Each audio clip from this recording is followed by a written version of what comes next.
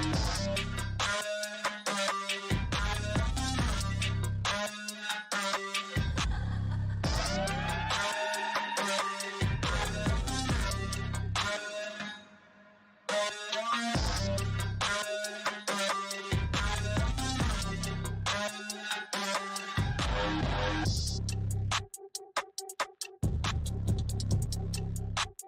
guys, what's up?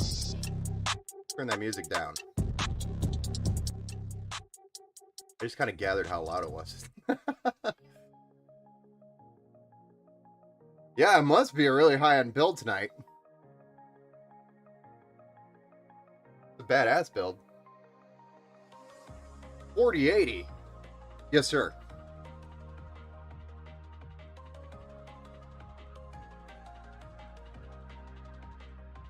How's everybody doing tonight?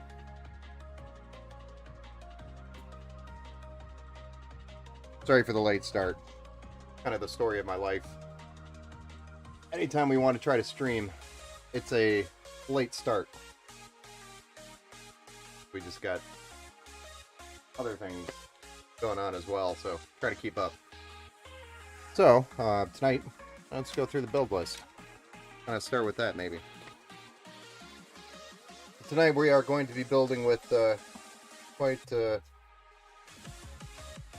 pretty high-end parts here tonight. So first off, our Ryzen 9. This is the 7950X. That light probably is not doing this justice, and I don't know why this is not smooth. I think the camera right here is actually set to exposure as a priority over the frame rate, so I apologize about that. But it's a Ryzen 9 7950X.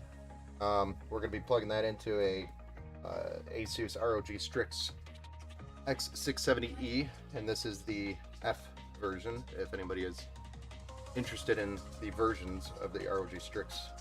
But this has the gaming, this is the F gaming Wi-Fi, but it has the Wi-Fi built into it, as well as the Bluetooth AM5 with the new LGA socket for the 7000 series. The RAM we're going to be using, specifically AMD Expo, but it's the Trident Z5 Neo RGB. This is by G-Skill, and this is a grand total of 32 gigabytes. Right, double checking. I built a couple of builds today. No, a total of 64 gigabytes, 32 gigs each. So I apologize, but a little misleading there on the label. I do have the master sheet. So it is 64 gigs. And the storage we're going to be building with is a Gen 4 M.2. This is by Samsung. This is a 980 Pro. I don't know why the exposure hasn't adjusted with the light shining there. But this is a 980 Pro. It's a great, one of the higher end M.2 drives you can get. And it's Gen 4.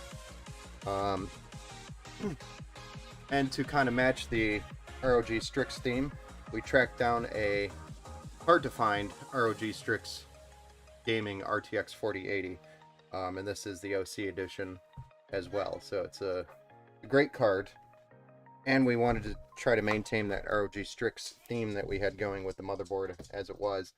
And with the software, it'll make it a lot easier to manage the RGB, the card, and the motherboard together from the Asus Armory crate. It'll just make it a lot easier in the long run. For the CPU, we also grabbed an AM5 contact plate. I don't really think these are necessarily necessary for these CPUs, more so for the Intels, but they're available, and I thought I'd check it out and see if it makes a huge difference in temps. But for the most part, any of my AM5 builds that I do automatically just add the contact plate. To cool this CPU, not that. This is actually the first time I'm going to be building with this cooler. I've always wanted to try it. Personally, I've never built with this. And it's always because it's overkill. But it is a ice giant. And for those of you who don't know what the ice giant is, it is one of the best air coolers you could possibly get today. That does the best job keep maintaining cooling performance, and in some cases can compete with open water loops. The problem is that they're just super bulky, big, so it makes it really hard to swap RAM out, swap the CPU out, and do really anything inside the case once it's in there. It's just, that's one of the last things you add to the case. So might be a little bit of a different approach as we're going through to this build. We'll see. Again, it's my first time actually building with it, so I've seen it physically, played with it physically, never got to build with it yet. So this is cool. To power this beast, this massive build, we have a 1300 watt platinum power supply by EVGA. So it's one of the larger power supplies. It's a 1300 watt P+. I also grabbed a 16 pin cable replacement from the stock cable that comes with the NVIDIA card because I don't like them. They're just too flimsy in my opinion. And just to recap on the issues with these things, if they're not plugged in all the way, it will cause some contact issues and heat up, melt, and even cause a fire. So it's important, for me anyway, to make sure I'm delivering a quality product that's not going to heat up and melt. So I don't even bother with the stock cables that I don't trust. There's just, it's not like it happens a lot. I must be the only one on Facebook. Hey Jason, yeah, if you want to switch over, we're eventually gonna stop streaming on Facebook, but most of everybody's probably over on Twitch or YouTube. So I'd recommend following the Twitch, the Twitch or the YouTube channel.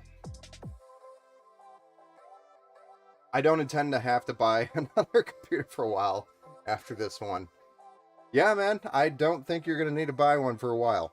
I think the platform you're on is going to hang around for quite a long time, especially if it's similar to what they did with AM4, which was there for, I don't know, 6 years now, or longer, even.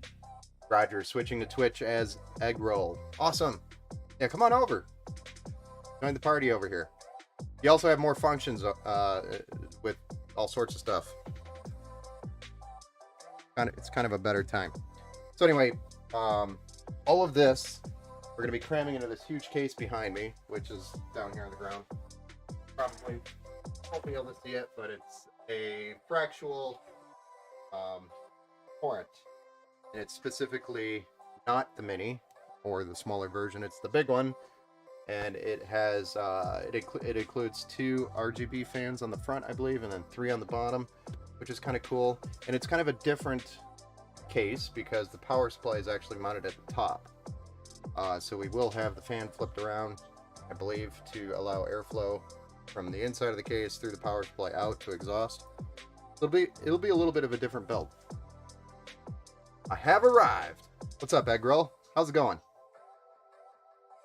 But overall, solid, higher end build,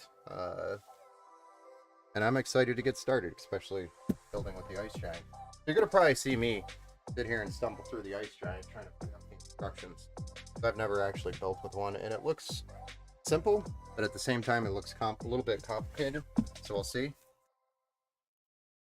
Get some of these parts out of the way, and we'll just get started here.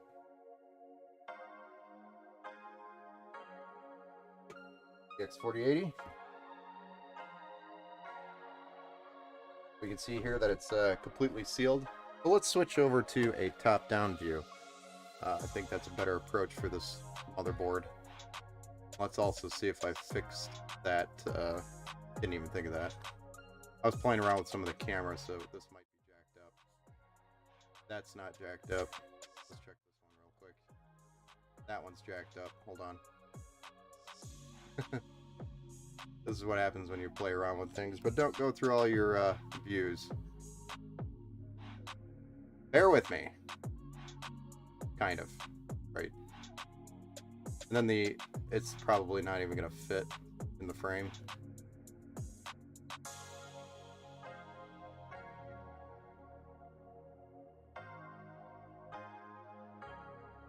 Oops.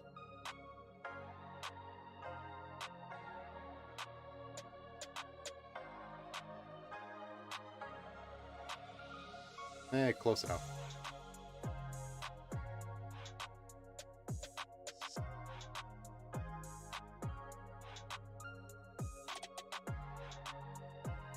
There we go. That's a little better.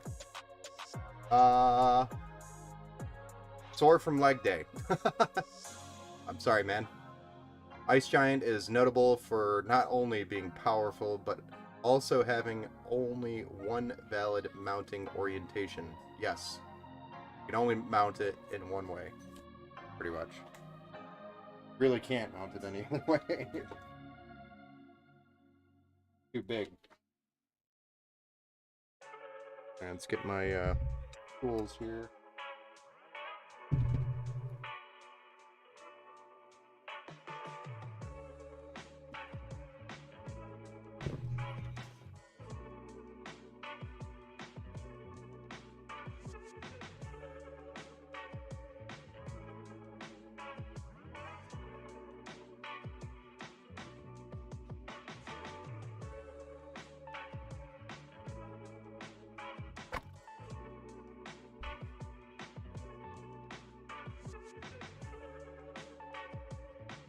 Don't really need that chunk of cardboard.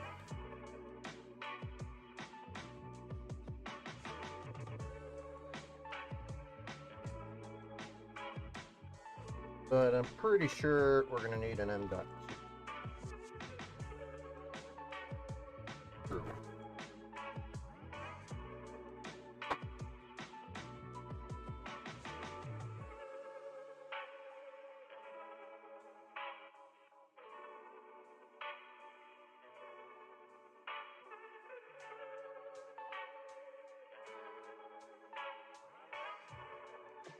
Here is our ROG Strix X670F gaming Wi-Fi.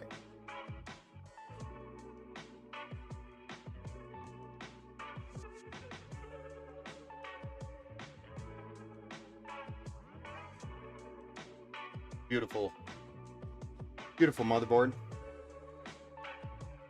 I love all the features, including the push release here for the PCIe. And this is nice because when you need to remove a card, or if you ever need to, for some reason, remove your card, just pushing this button will release the flip here. Yeah, I got swords. Thanks for the sub.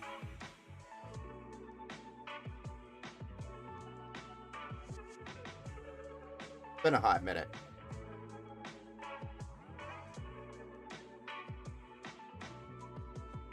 I gotta adjust my view here because I can't see all my notifications.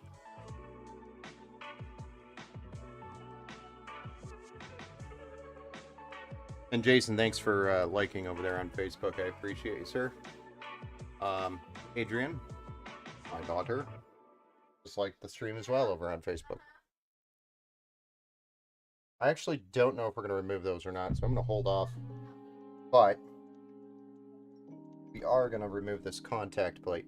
The first thing I'm going to do is open this up, get the CPU in there to protect the pins. Then we're going to replace this plate.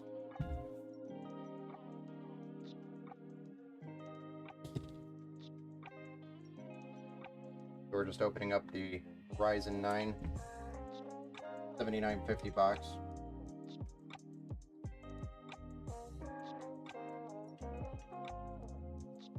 A lot of wasted space in there, but I'm just curious to see what's underneath it. I think it's just a big block of foam. It is just a big block of foam. Usually the ones I'm buying are gray versions that don't come with a retail box. I was just curious.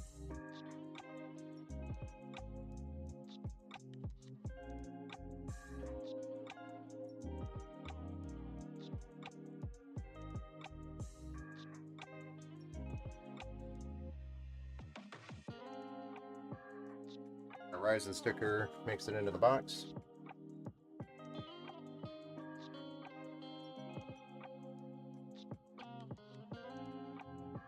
There's our 5,000 pins that we're going to plant this CPU on, and our Ryzen 7 7950X.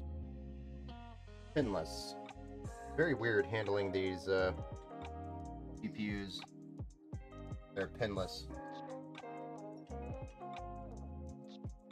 noting that because not something I normally do. Not used to it yet. Usually you always have pins on AMD CPUs. And it's a very strange shape too, but it's cool looking, I guess. So here's our contact plate that we're going to be using. This one's by Thermal Right, specifically for AM5. But we're going to be unscrewing these 4 screws around the LGA brackets and then placing this bracket in its place. They do give us for the AM5 additional screws here, and I think it's because you need longer screws than what's currently here and available from the stock brackets. What's up, Jason? I gotta make a post. I'll be right back. Yeah, no problem, man. I got swords. Oh, yeah, I tried.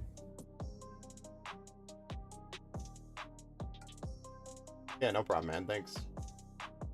I'm keeping up with that. What up, Scotty?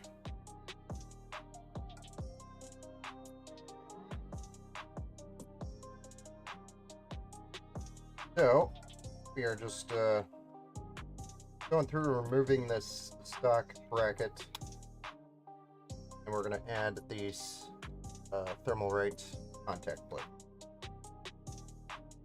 So it's all one unit, which is different than your standard Intel, usually in 2 pieces. Kind of looks bare. We'll fix that here. So here's our AM5 plate that we're going to be adding. The triangle will match this triangle, which matches the socket triangle, so it's all going in the right way. Like that. Or like so. And then we're just going to use the new screws that they sent over. Or that was included. And this is the important piece. It's important to try to get as close as you can with the same amount of tension on each screw. Because if not, then it can defeat the purpose of adding this contact plate. The purpose of this contact plate is to make it as level as possible on the surface of the CPU here.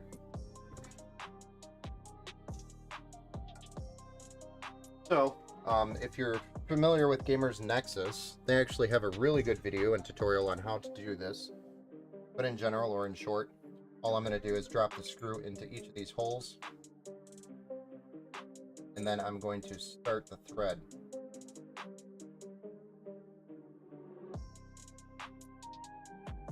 And one way to do it is to do a find the bite. I'm going to move it until I find the bite.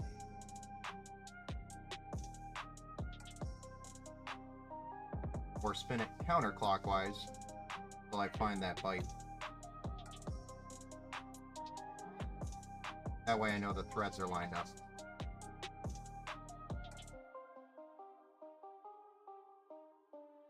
So now that I know all 4 screws are lined up precisely, I'm going to use the tip of this wrench as a measurement. As I turn it clockwise, I did a half turn on this one.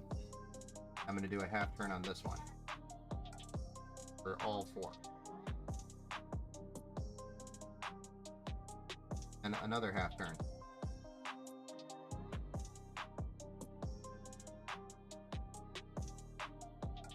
This way I know these are going to be even. Or it'll tell me if it's not perfect.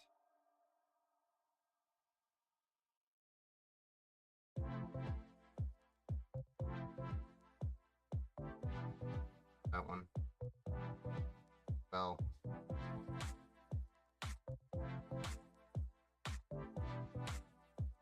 I think this one I had a problem.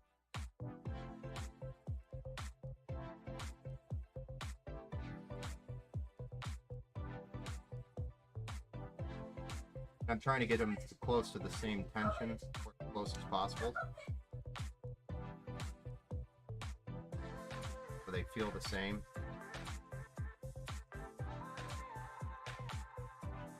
without using a torque wrench or anything like that. That is perfect for me. I'm happy with that. Go ahead and throw that over there.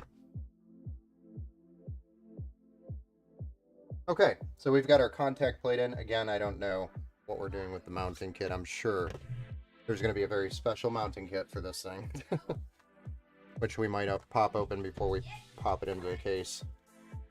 Let's move on to the RAM. Again, this is 64 gigabytes DDR5, 6000 megahertz, AMD Expo certified. Hey, not much. Got back from the hospital to visit your grandpa. Oh, that's cool, man. I hope he's doing okay. Oh, he isn't doing well. I'm sorry to hear that.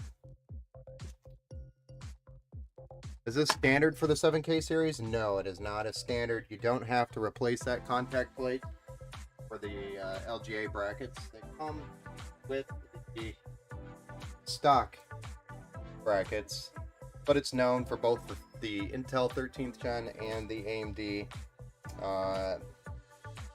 7000 that if you add a contact plate, 13th and 12th gen, sorry, but if you add the contact plate, it helps with the temps because it will make the surface flatter.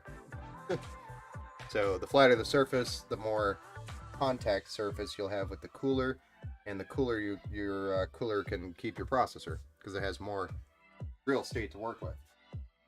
That's the idea. So the idea is to make sure that this CPU and its frame doesn't buckle and to keep it as flat as possible. That's the goal.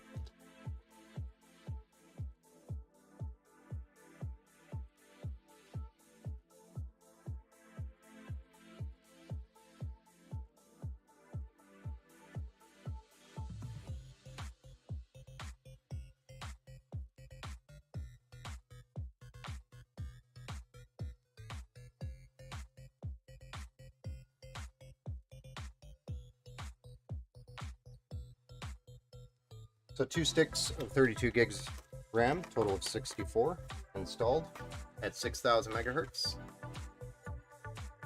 Yeah, no problem, man. I was pretty close to my gramps. And still have one left. But when the other one went to, it was hard.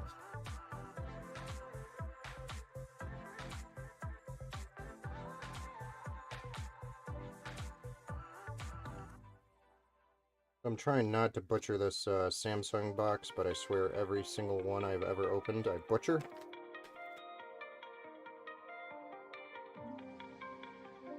Come on.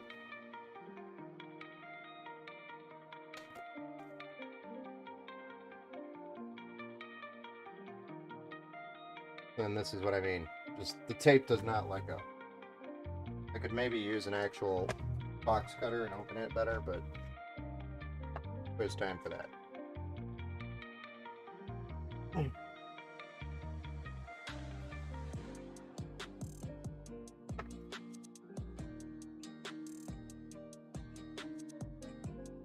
My thought around Samsung is that they spend a lot of money on packaging, which is nice because your product always arrives in one piece, but I think it adds to the expense overall.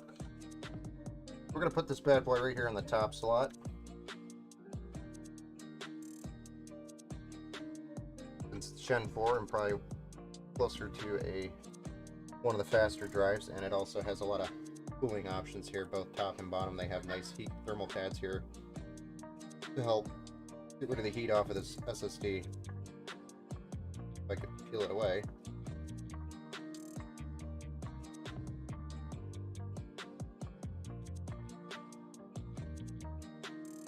Good grief. And then slot this in on its angle, push it down. No M.2 screw. This is toolless. How a lot of motherboards are going these days. They're going toolless. And then we also have another thermal pad on the top on this heatsink, or heat spreader. So we're going to remove that and get this added. Screws don't come off this heatsink, which is kind of nice. They also added this big hole here to the heatsink, which allows me to hit that mounting hole. Now, there was a couple of boards a couple generations ago where they had a heatsink covering that hole, and it was a pain in the ass to deal with. So I'm glad somebody upstairs listened to us builders who complained about that. Because that was stupid. Hey, let's cover the mounting hole.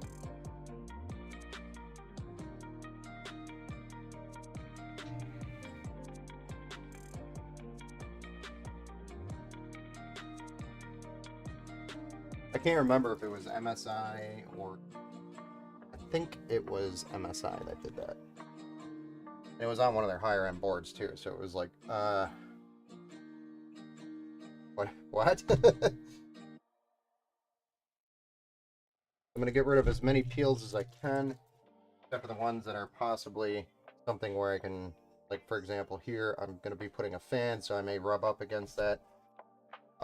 Or when I reach my hands in here to try to deal with these power cables, I may rub up on it, but I will have to remove that before I mount this cooler on here. So overall, this board's ready to go in the case,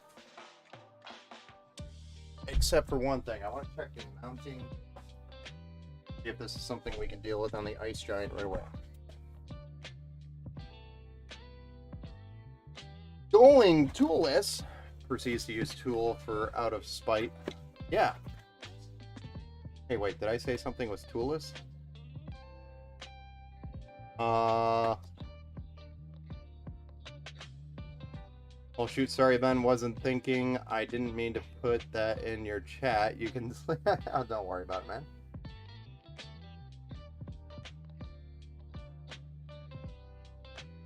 All good. We're all family here. Hey, Mr. Duck.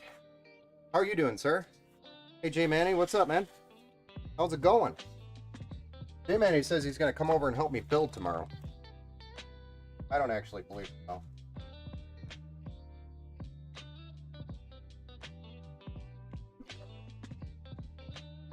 Looks like ROG Strix board. Yes, this is an ROG Strix X670E F Gaming. EF Gaming. Does anybody know where that's from? Oh, gee. Massive. Yeah, I get that a lot. So, I'm assuming it goes on something like that. Or something around that matter in that case. I don't know. It's massive. Comes with 4 fans, right? Oh yeah, this is the other two. I want to see it work. Hey man, maybe we'll fire up the stream tomorrow, just for the shits and giggles, and then we'll just build people's PCs while drinking live on stream and see how bad they are. I'm just kidding.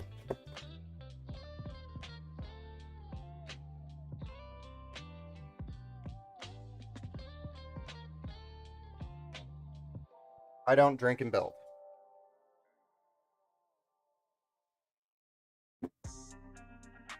Most of the time.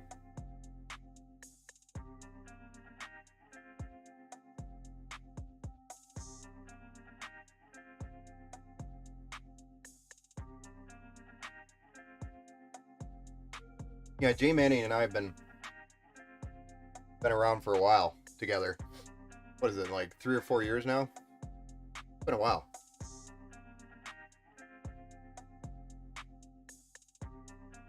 I remember when he came to me the first time. He was looking to set up a stream build, and it was like he had, I don't know what it was. Was it like you came to look at one of my marketplace builds, and it was like $500 or something like that? I don't even remember. It's been so long. The one thing I didn't think of, but thankfully AIM 5, and this would have only impacted LGA 1700 on the Intel side, is does the Ice Giant actually support some of the newer sockets? AIM 5 is pretty much the same thing as AIM 4, so that's not a big deal. I'm not worried about that. But does it? Didn't really look into that. I just assumed it was such a awesome cooler, it should have. But I don't really see any instructions here for LGA 1300. I'm sorry, LGA 1700. So, that would be a concern. Unless this extra kit here is for it. But it's not specified.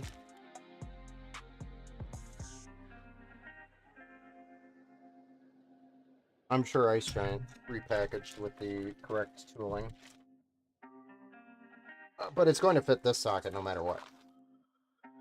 550 LOL 2018. Yeah, it's been a while. I want to tear my PC down and rebuild it. Well, if you want to come by and do that, let's do it. Do it on a weekend. They give you this massive wrench and a nice PWM splitter for the fans, and a couple of fan screws for the 2 additional fans. AMD Epic, not Epic, thinking of server CPUs, but they're Jesus, help me. The TR4 socket, or TR4X, which is, why am I drawing such a damn blank here? But here's our M4 brackets. And it looks like we're going to be using just the stock plate on the back, which is why I wanted to hold up on pulling anything apart. And it's a very simple install, actually. Very simple. Pretty impressive. I'm actually very impressed about how simple this is. So, we are going to take these stock brackets off. I definitely assumed we weren't going to use those. Way too much weight for these little pieces of plastic. This thing weighs a lot. It weighs a good 5-10 pounds. Somewhere in that range.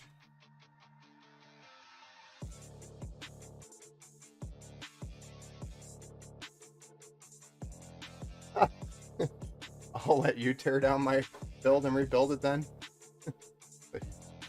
That's going to be like rebuilding every PC you own now.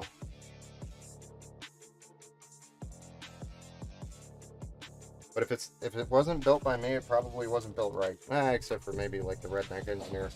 He's pretty good. He's actually really good. I'm just joking.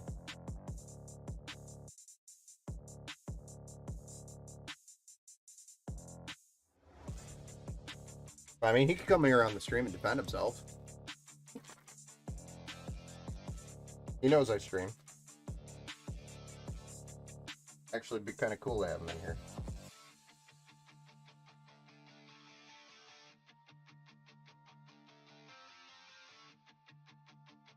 Crap.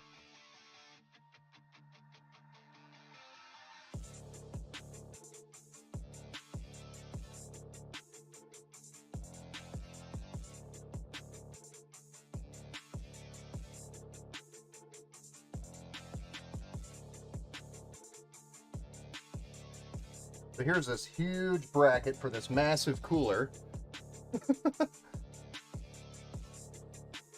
Yeah, Emmern, I mean, weren't we just talking about doing something like that anyway? Something coming up here?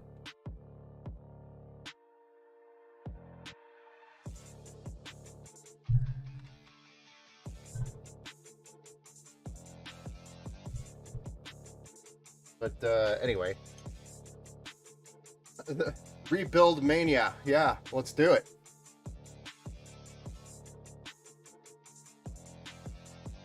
I trust who built my stream PC. I wouldn't now, but pre circumstances, I wouldn't know. Oh yeah, yeah. We have to reconnect for an update on that.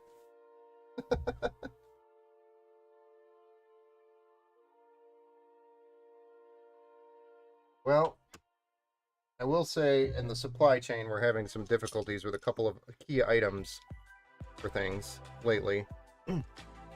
For everybody's build, I've been having a lot of difficulty getting coolers, unless they're super high-end coolers.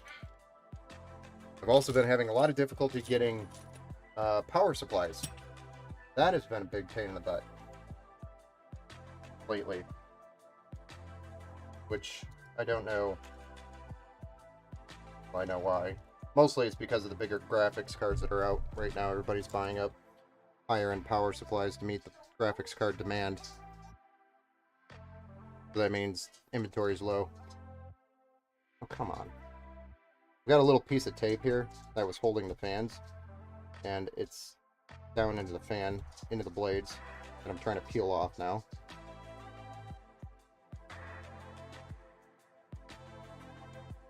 Hold on. My fingers are too fat to get in there.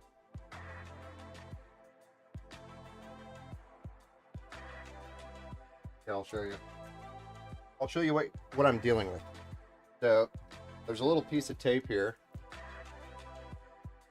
right there, that was holding all this cable in, and it is just not cool,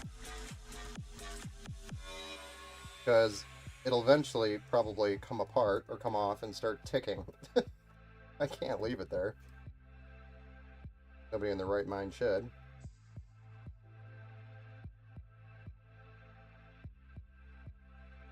Now I gotta work this out. I got it. Stupid piece of tape. There we go. So this is what I was talking about earlier. Don't worry, I'm not actually mounting it. But if we put this on right now, we're blocking literally all of our connections, especially once it goes into the case. So we really can't just mount this right now and slap it in the case. We're gonna have to get everything plugged in that we need, then get this thing plugged in.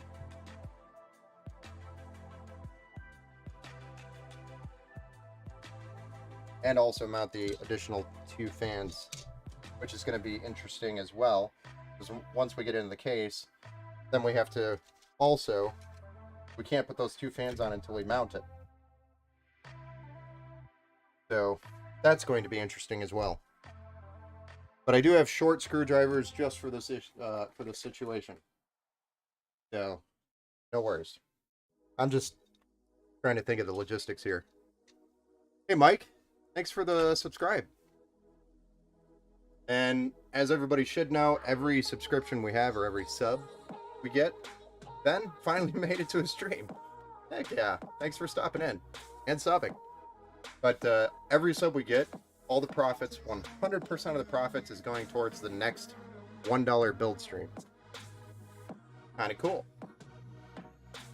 So we're taking everything we're making and throwing it right back at you guys. There we go. I think the motherboard is ready to go in the case. About as far as we're going to get with this.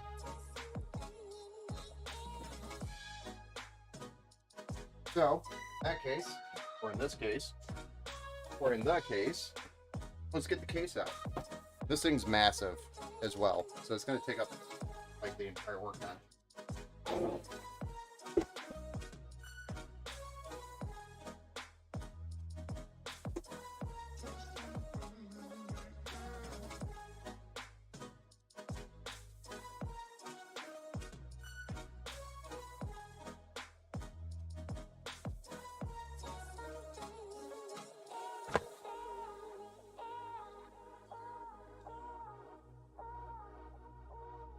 We're not pulling this out of the box without breaking something.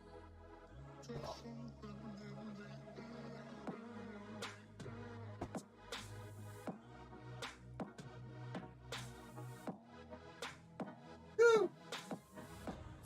Last week, it's been like, it must be like big case week.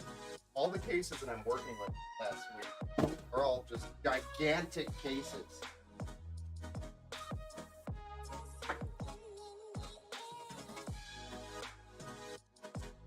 They're all massive cases.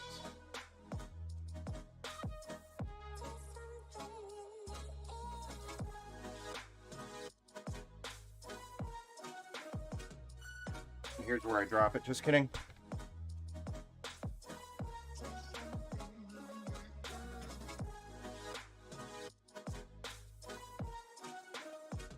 See if I can find my... Let's switch to a side view.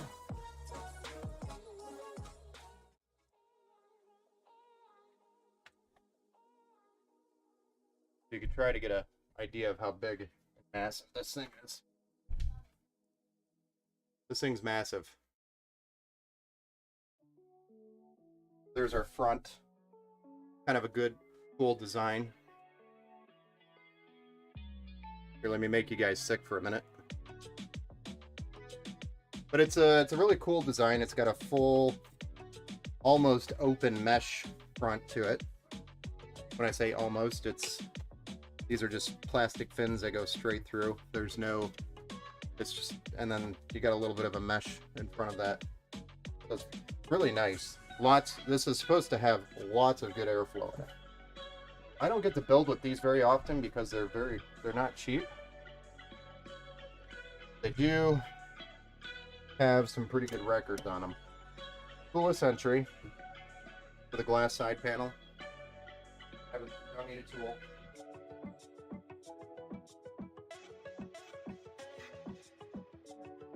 Going to put that glass panel where it won't get busted. Back panel is also glass, so it's one thing to take note of if you're trying to put your computer on its side when you're working on it. Recommend it to also remove the back panel, as it is tempered glass.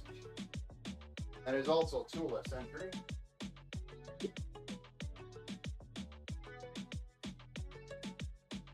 And as noted, if we look at the back side, not your traditional or not your more common modern build, where the power supply is normally at the bottom, underneath what we call a basement, or in a basement.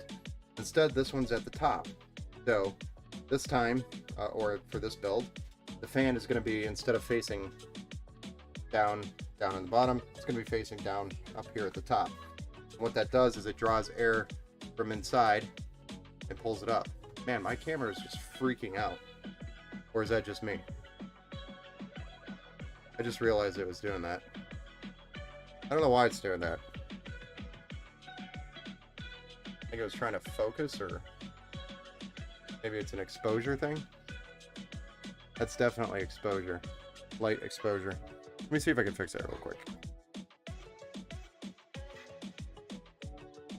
I don't want anybody to get sick. So let's switch to this real quick so nobody gets sick. I'll fix that. Not that one.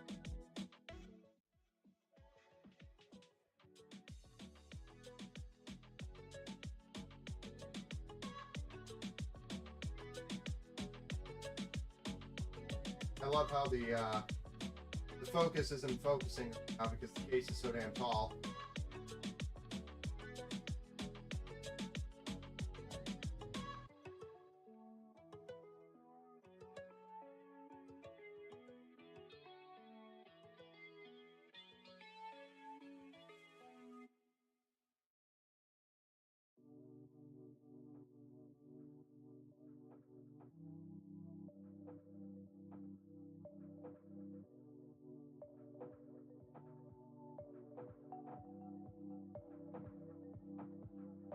This probably just broke it. Why not?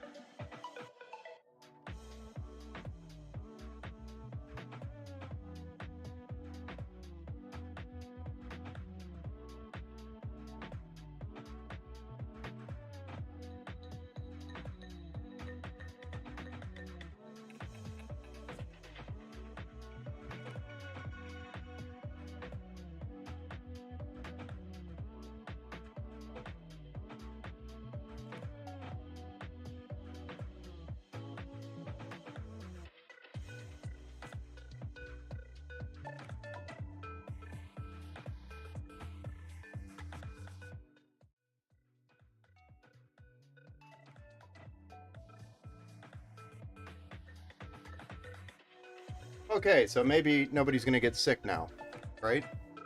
But we still have a major lag coming out of this camera. Hmm.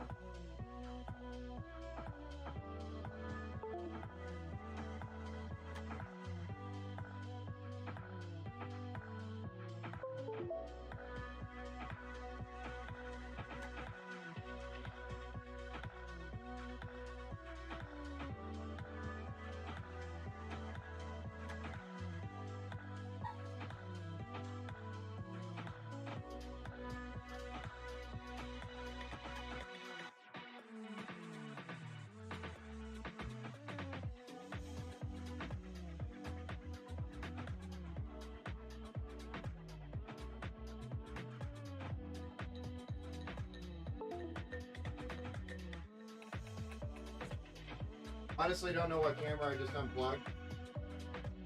Just bear with me here.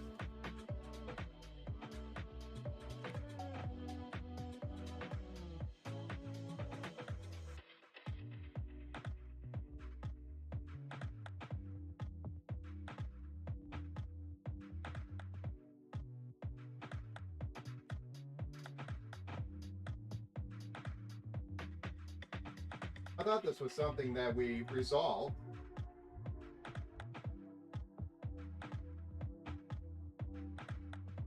Apparently, this is not something we...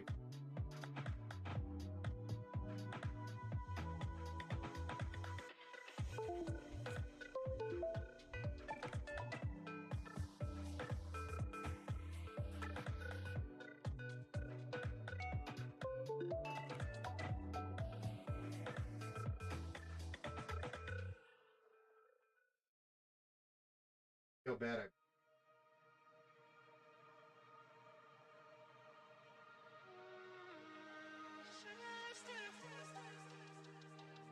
I don't understand why this one's like...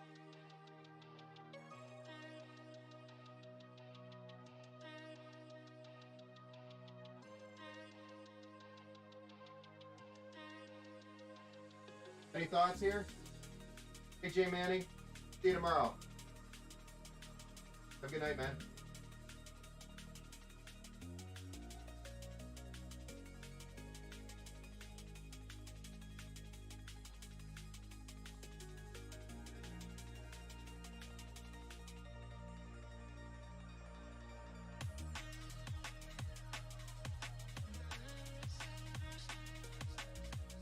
Well, I guess we're just going to deal with this.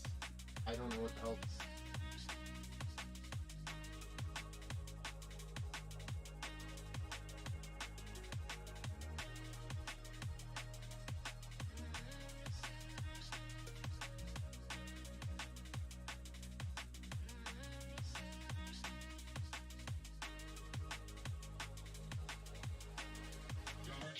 Honestly, don't know what's going on.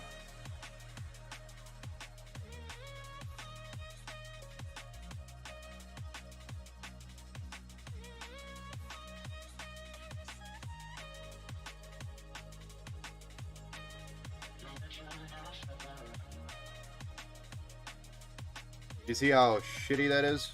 I don't know what's going on with it.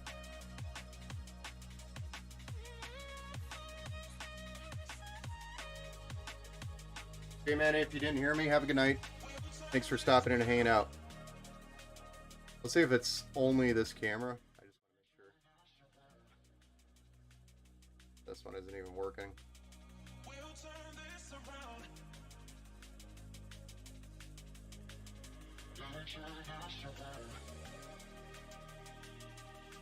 There we go, that one's back. Thank God. So it's really just a side camera. I don't know what its deal is. Let me know if anybody has any thoughts on that camera, because I don't know why it's this one here.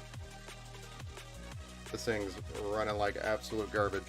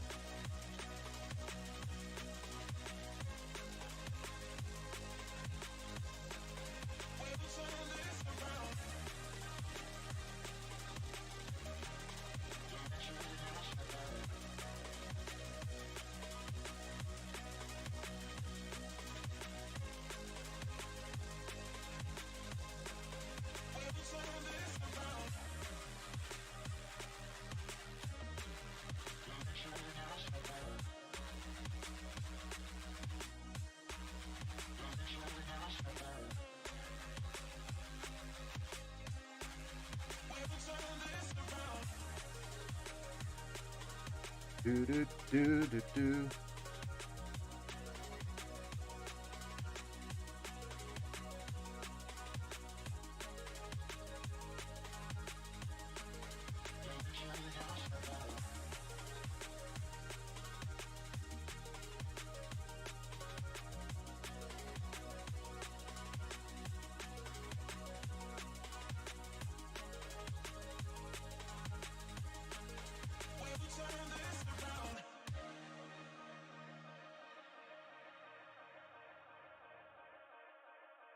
Well, we just won't have the side view, I guess.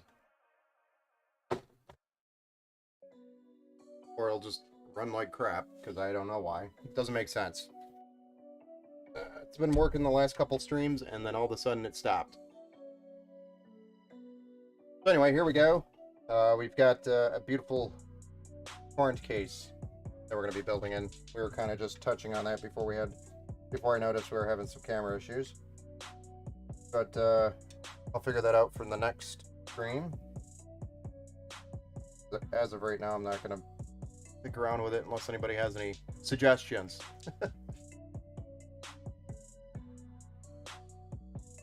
In fact, good night.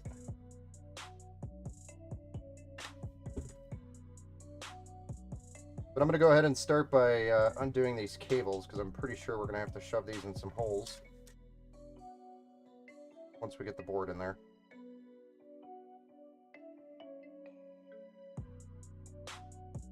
I'm also pretty sure that this has like a hub on the back. I really hope it does, because there's a lot of connections.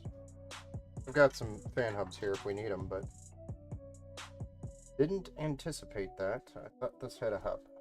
Pretty sure it does.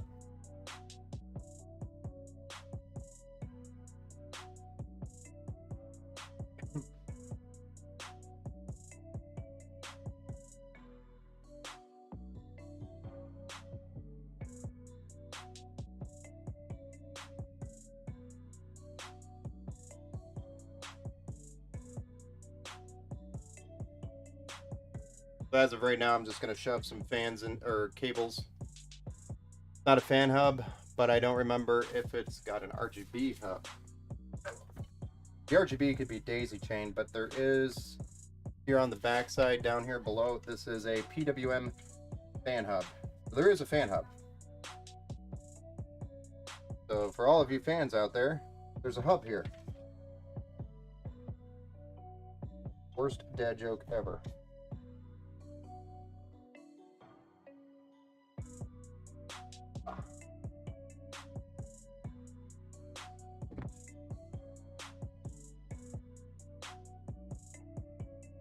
Would have been cooler if you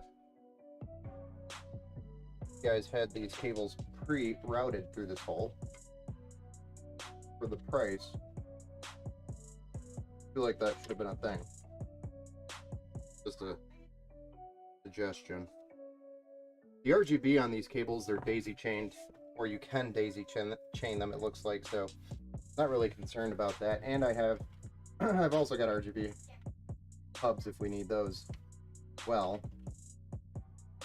or splitters. But but it looks like we're just going to be able to daisy chain them off the motherboard. I'm going to just get these through the hole and also button them up a little bit with a zip tie.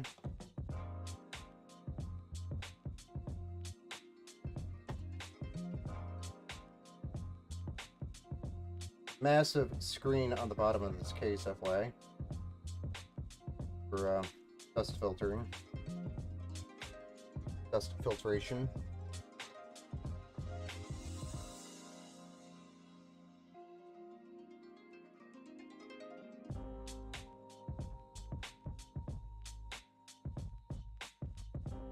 There we go. Nice and neat cables down there running to the back side here.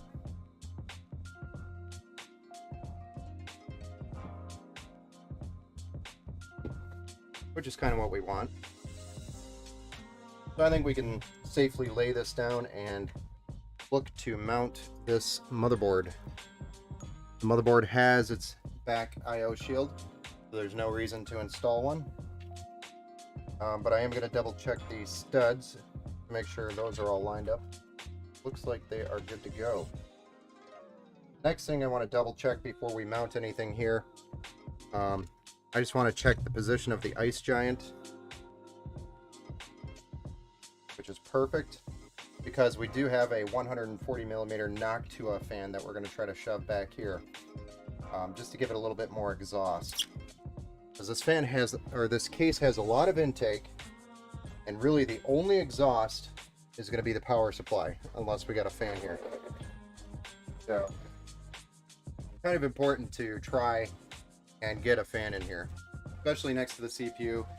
And with the graphics card we're putting in here, all this heat's going to be sucked up here to the power supply, and I want to try to capture some of that heat with this and vent it out the back so that not all of the heat's going up into the power supply.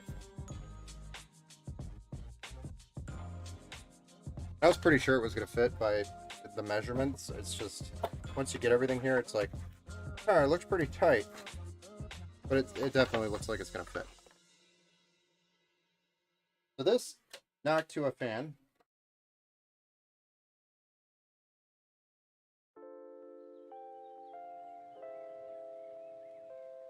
it's a industrial PPC, and this is PWM. This is a NF14 or A14, and it goes up to 2000 RPM.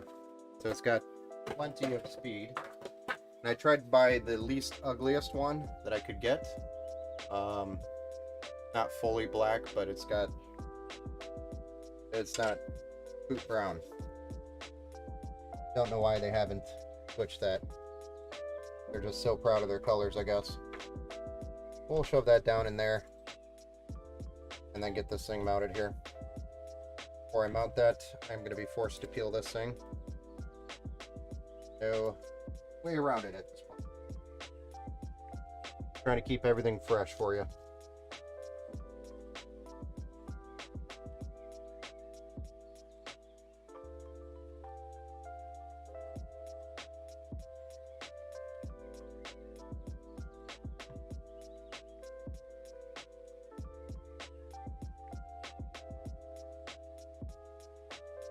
Let me check to see if we have any black screws. I have black screws. I don't really want to use these silver screws.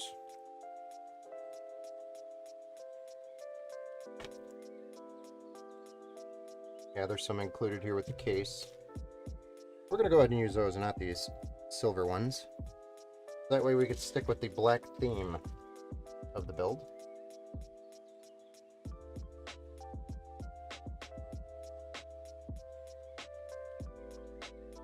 And then remind me not to stand this thing up until I mount the motherboard.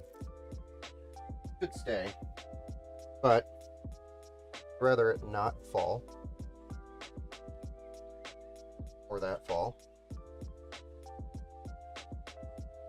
Stay.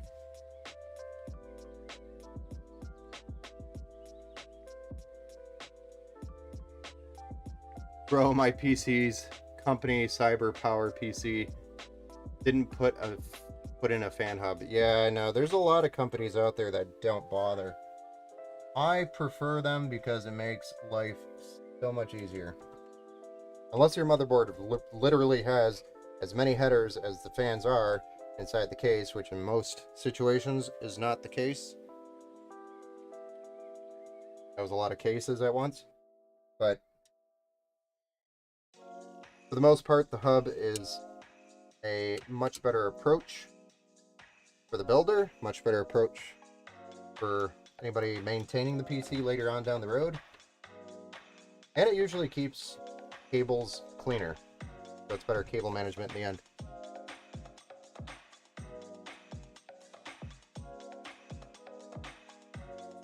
And then you have fans that need a specific fan hub up to make the RGB different. Yes, you'll run into that. For example, Deep Cool and Fantex. They don't use an addressable RGB header. They do with their adapter at the end, but they don't coming off the fan. So if it's coming right off the fan, it doesn't actually use your traditional 5 volt. It has a special 3-pin connection which plugs into a cable which translates to that cable, but so it's a little bit of extra cabling, and I don't know why they do that, honestly, but for the most part it's not really been an issue for me, so not much to complain about there for me. Okay, so next thing that I want to do before I get this cooler installed is make sure we have our RGB installed here that we're going to need installed. I'm also going to get our Noctua fan. I'm going to plug it in up here on the CPU option because I want this fan to exhaust if this CPU is telling it to. So we're going to keep it on option 2, not the pump, but CPU option 2 is the header that we want to use for this one. Then we have 2 power connections from the power supply that we need to install before we mount this cooler, and also our 24-pin and also our case fan here. We need that header. I think we're going to need that header. That's fan 5, fan 3, fan 4, fan 2. Now we're going to use the headers down here, it looks like. That will probably be a better option. I think. So, the only thing we have to worry about is addressable RGB, 2 8-pin connections for the CPU power, and our 24-pin USB-C and USB 3 connections. So those are the key pieces we need to connect before we mount this thing. I'm going to put it on its side like this so I can... Oh god. Y'all didn't remind me to mount the board. It didn't move. I just noticed it and I was like, crap!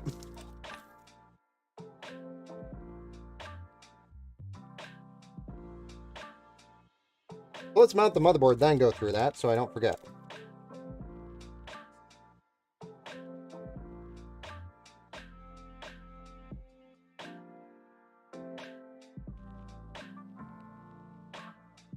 Thankfully, this is one of those vertical mount cases, meaning it holds the motherboard in vertically while you're mounting it. You don't necessarily need to lay the case down to mount it.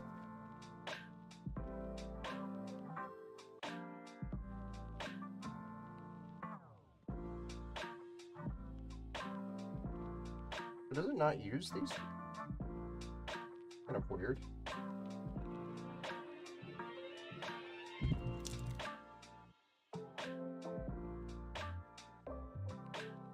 This isn't natural. Normally you are using 1 screw for all cases to mount a motherboard. In this case, specifically, you're using special screws, just like NZXT. So for this build, I'm just going to throw everything I know out the window. And the company's way of changing the RGB is a remote. Yeah, that's... so that RGB and the hub and the fans that you're talking about, those are actually cheaper fans. So a set of 5 probably cost them like $20 or less. Whereas a single fan, quality fan, is normally like $50, $30 to $50 RGB. I'm talking to like Corsair. Easily going to spend $30 on a single fan. That's a quality fan. Though, I'm not a big fan of IQ.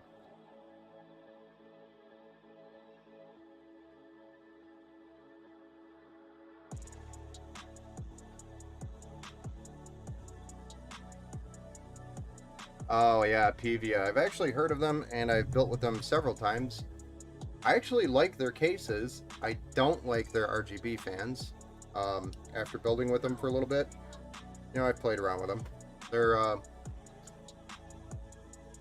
They're easy to plug in, but their bearing life is short, and their RGB remotes die all the time. So I ended up just saying I'm not going to build with those anymore.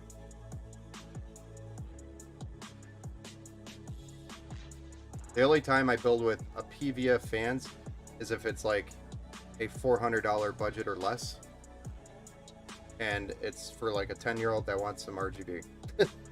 And that's the only thing they really care about. They could care less if they're getting 15 frames per second more or less. But as long as it has RGB. Okay, now let's flip this bad boy on its side and get our power cables. Means we gotta open up the power supply box. By the way, power supply box, or what's in the box, is an EVGA 1300 watt Supernova Platinum E+. That's 80 plus Platinum. You're not getting gold, or let's start from the very bottom. You're not getting white, you're not getting bronze, you're not getting gold, you're getting platinum. I think the only one higher is a titanium.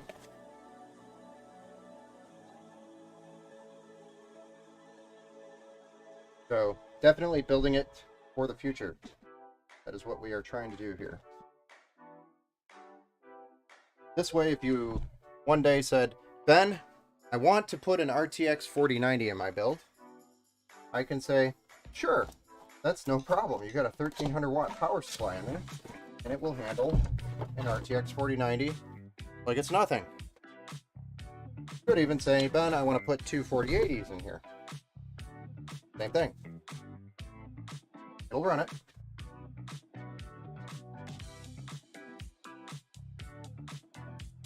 But you're set up for the future, so you don't have to deal with a power supply for a long time. And these things are built like tanks, too. I don't know why I'm taking the whole power supply out. I really don't need to, but we're in the box. May as well,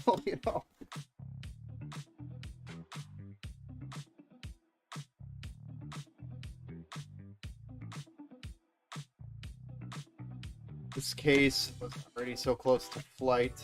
I hope the cooler is enough to keep it on the floor. Dude, between the cooler and the power supply, it's like a boat anchor. This thing ain't going anywhere.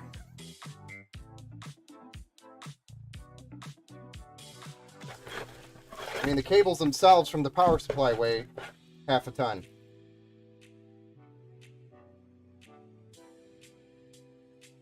I don't think you have to worry about this thing accidentally hovering. Not to mention the graphics card.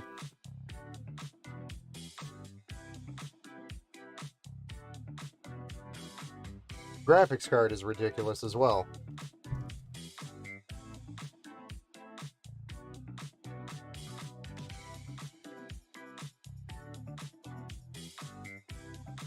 Where's my CPU? There's one. One CPU. Okay, where's CPU 2? CPU 2. Thank God. Buried by all these VGA cables. PCIe cables. There's a total of 6 PCIe's for graphics cards.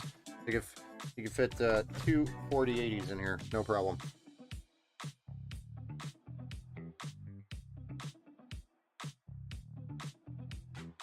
Oh.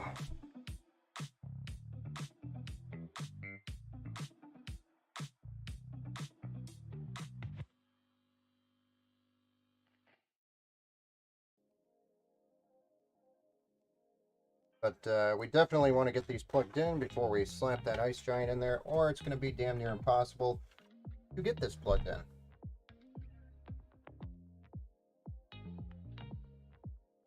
That ice giant is like putting a big cable block in front of everything. Huge chunk of metal. Sorry, my head is probably going to block your view for a brief moment as I try to locate the position here. My lighting is a little low. I see why.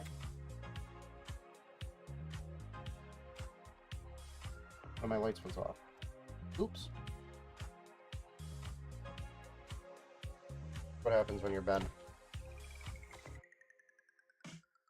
Cameras die midstream or go on the whatever you want to call it. Camera go rogue. Get lights off, and you're like, why can't I see?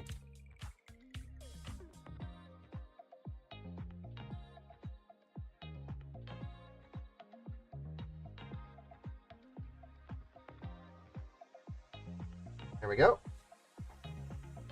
2 8-pin connectors, and this is one of the benefits of having a modular power supply, is that I could plug these cables in before we actually put the power supply in, which is nice. Very nice. Very nice indeed. And here's our 24-pin that we're going to run really quick as well. Get that done and out of the way.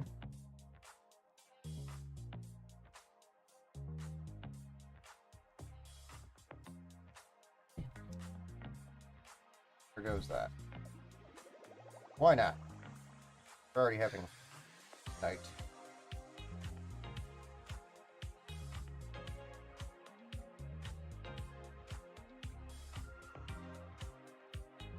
There we go.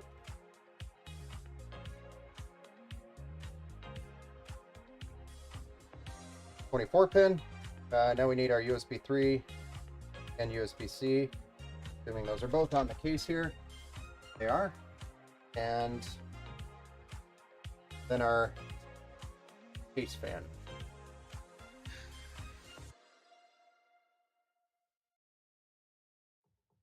Just going to do the case fan really quick while I'm here.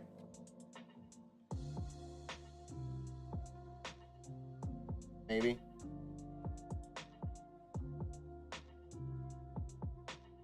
There we go. And then any RGB that we want to stick in there, we'll stick in there. Well.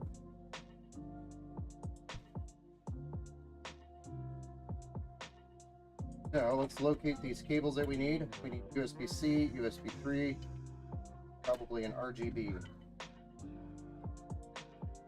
I want to keep that bottom port open if we can. Top port's going to be the one that we won't be able to get to later.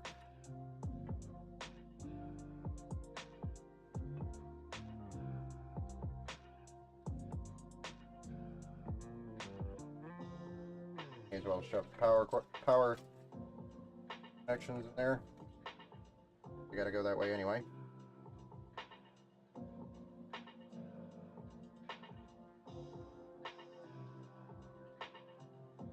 There's our USB-C, USB 3.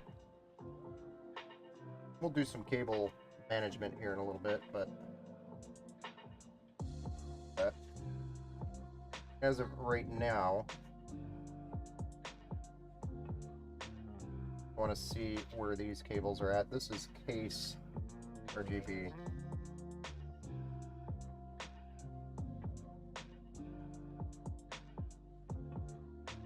Huh.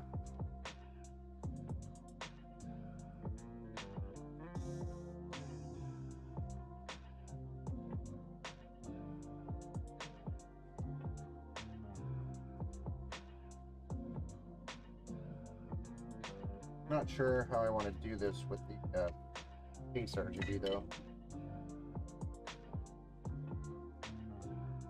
We're gonna undo these cables here from the front fans, and I think I'm gonna take the front fans, put them at the top, and then plug the fan header actually into this.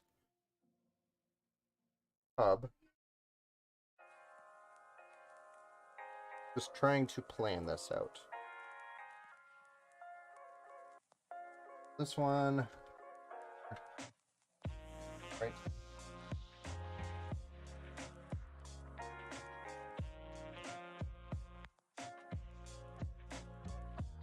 Here.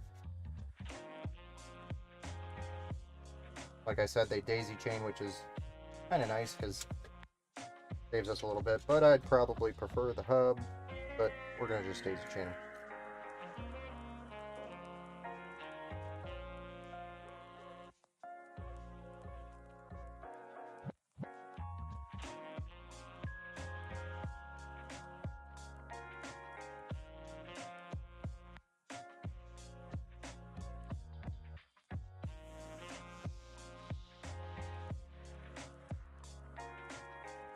Doo-doo.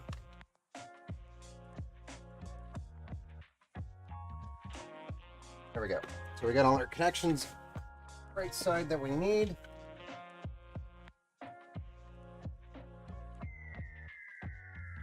And plug in our USB 3.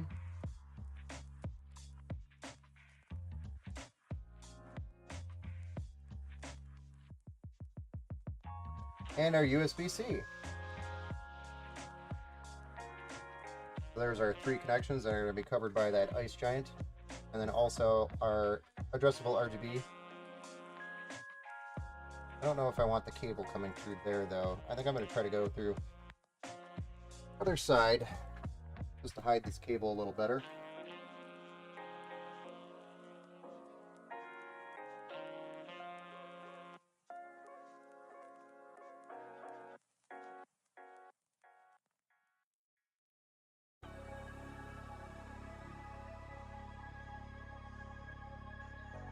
By the way, has a bent pin.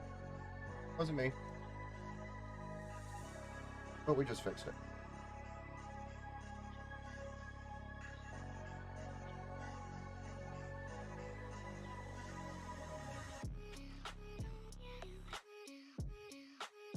Okay. Then we do have some additional connections down here to play with, which is our power switch, LEDs, and HD audio. So that's going to be down here at the bottom of the case. It's a little bit of a tight fit. That button as well. And our HD audio.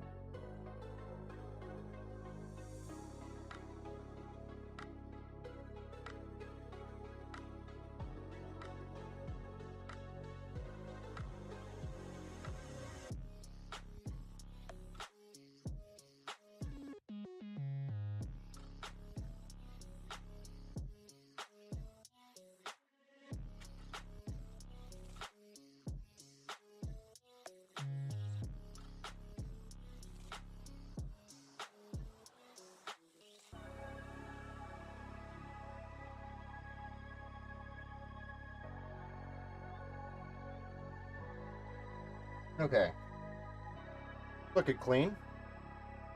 But in this case, I think we are ready to mount this cooler. Let's apply our thermal paste, peel this big piece of plastic off the bottom of the cooler, and mount this bad boy.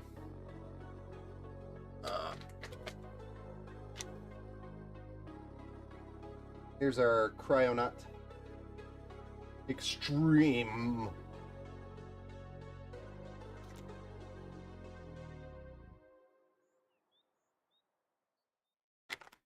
Using a fresh tube for you.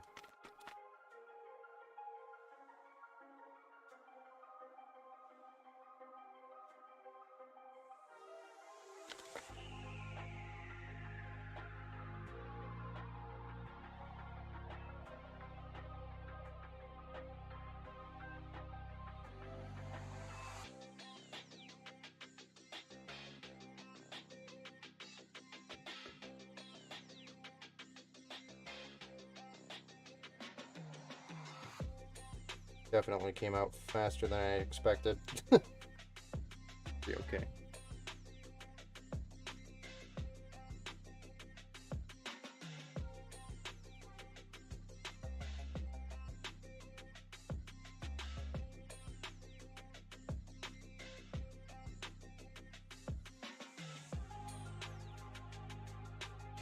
And then I'm going to deal with these fan cables right now. That way they are not a problem here.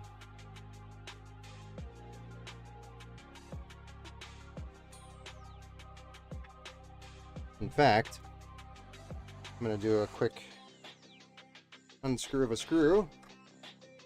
Move a cable behind the screw.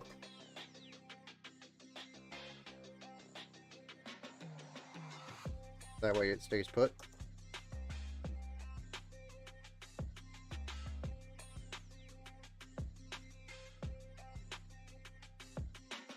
Then I'm going to do a little bit of a zip tie action.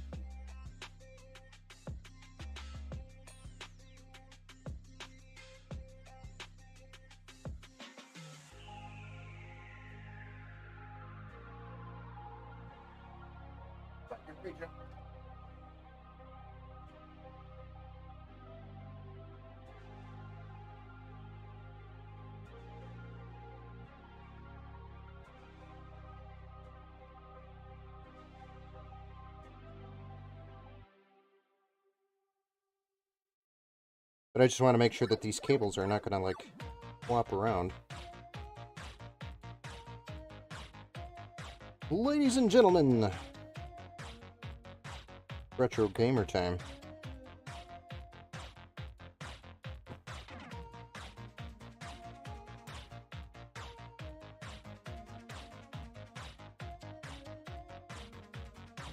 Pristine, Christine, love to see it. Can't even speak right now.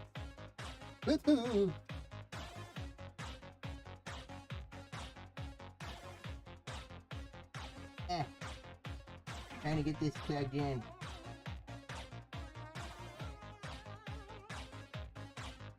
Here, one of two plugged in.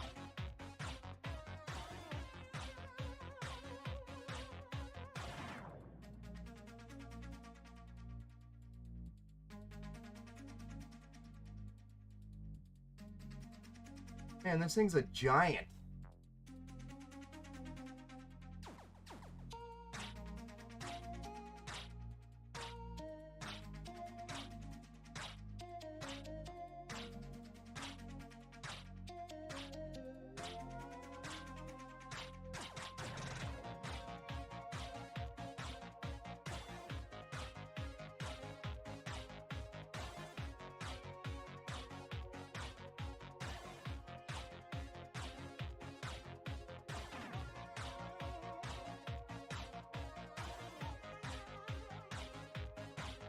Not fighting.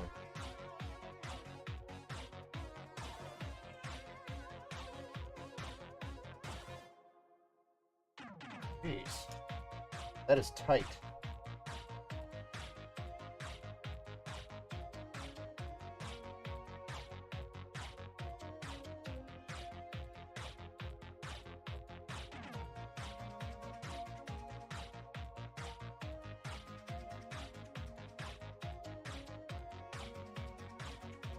Alright, so now the only thing we have to do is not screw up and put the fans in the wrong orientation. You want air coming in this way and going out that way. You do not want to make a mistake that we saw. I think it was Gamers Nexus made a review. They actually had the fans pointing at each other on one of the coolers. So it was exhausting and blowing the hot air just directly into it, into the cooler. And then it was trapped there.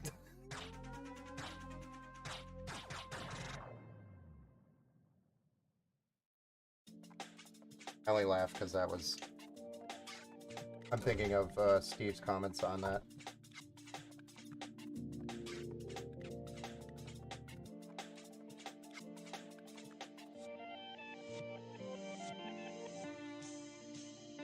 Okay. So now we just need a bag of screws for these fans, which we have here. And then I need to locate my shorty. Easier to work with. Trying to jam my long screwdriver in there. Pun intended.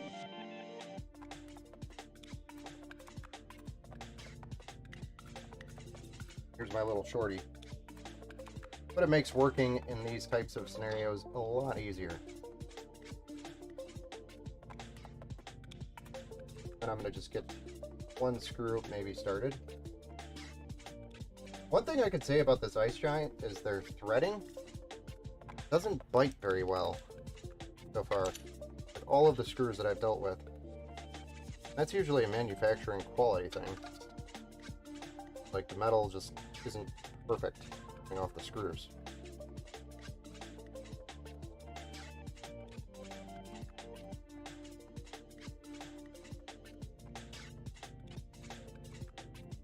That one threaded nicely. So did that one, but my first one was kind of weird.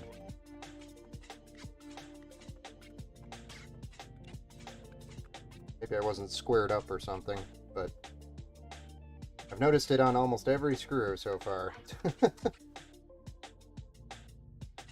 Just a side note for when I go to write a review one day.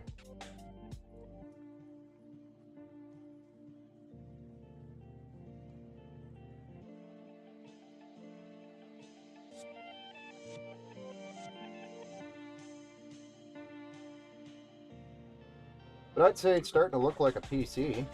I mean, plus a huge honking chunk of metal.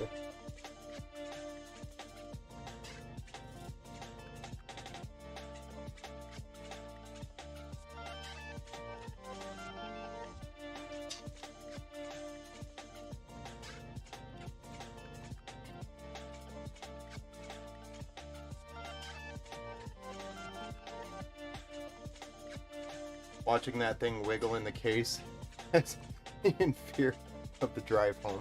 Oh, this thing? Oh, it's not wiggling. It's not going to go anywhere. It's on there pretty good.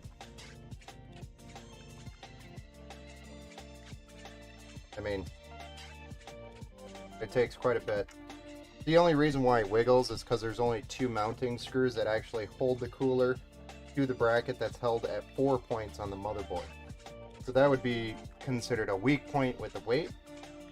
But trust me, Ice Giant did a really good job with the thickness of the screws and the thickness of those brackets. It's not going to fall off. So you could drop this thing and it's not going to come off.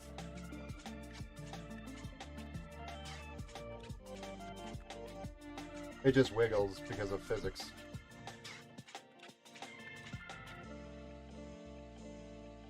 That's because there's only 2 points holding that big chunk of metal.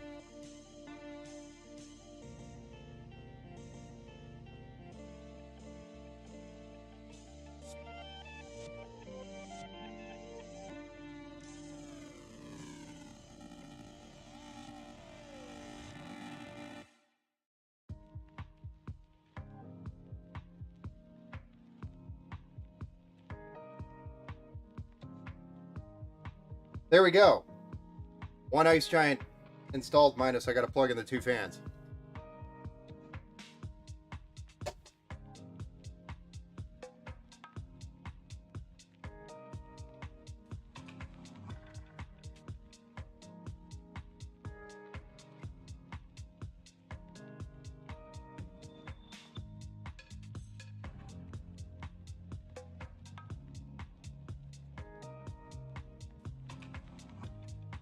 You can almost just shove this extra cable through it. I'm going to shove it to the back. I've done that for both sides. Didn't think of that. No.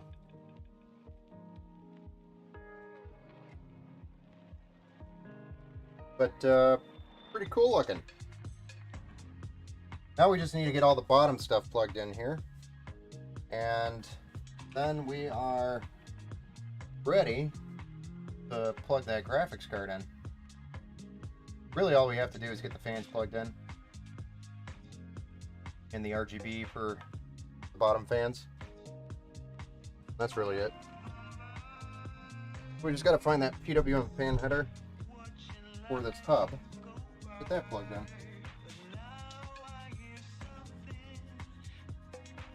Assuming it's going to be in this bundle. This bundle of joy, yeah?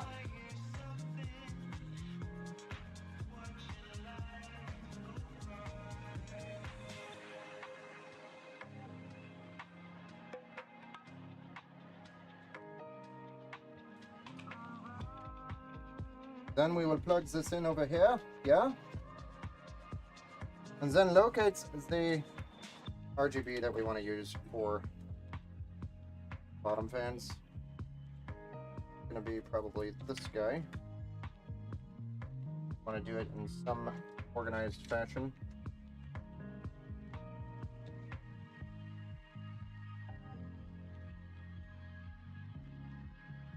Then we'll daisy chain the rest. Okay.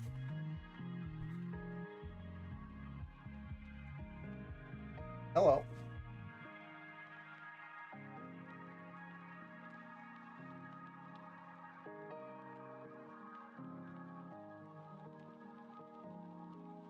We'll get these plugged in and then pull some of the slack back through.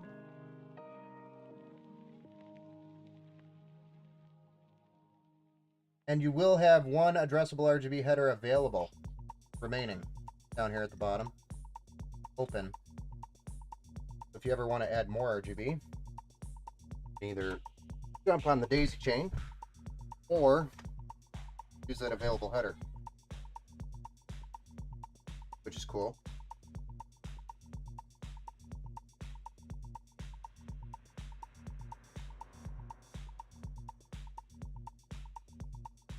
And then these 3 remaining fans are just going to go over here to the hub.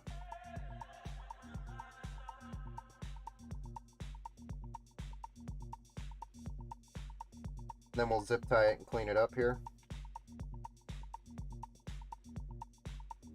in a little bit. I want to just get that graphics card in here and get that power supply mounted. But while we're here, to finish this RGB connection. Done. Don't make the mistake of forgetting it.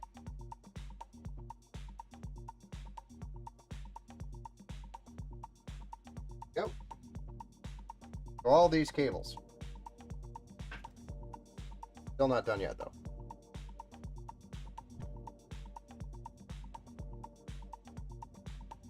Now it's graphics card time. We're just going to pop these back panels off. I believe this is only a 2-slot card. Might be 3, but I'm pretty sure it's only 2. Could be 2.5. We will see.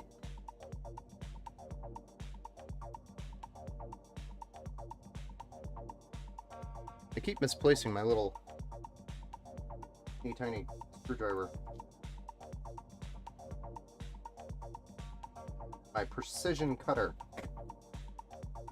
Pristine precision cutter. I get to say the word when I'm not trying to read it. Oh, oh, it's tight.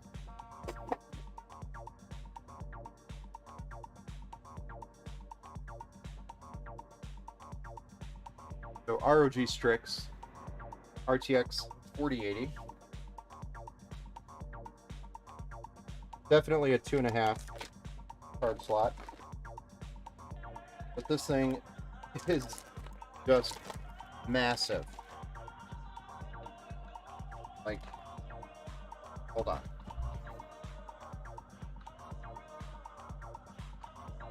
Get the box out for you.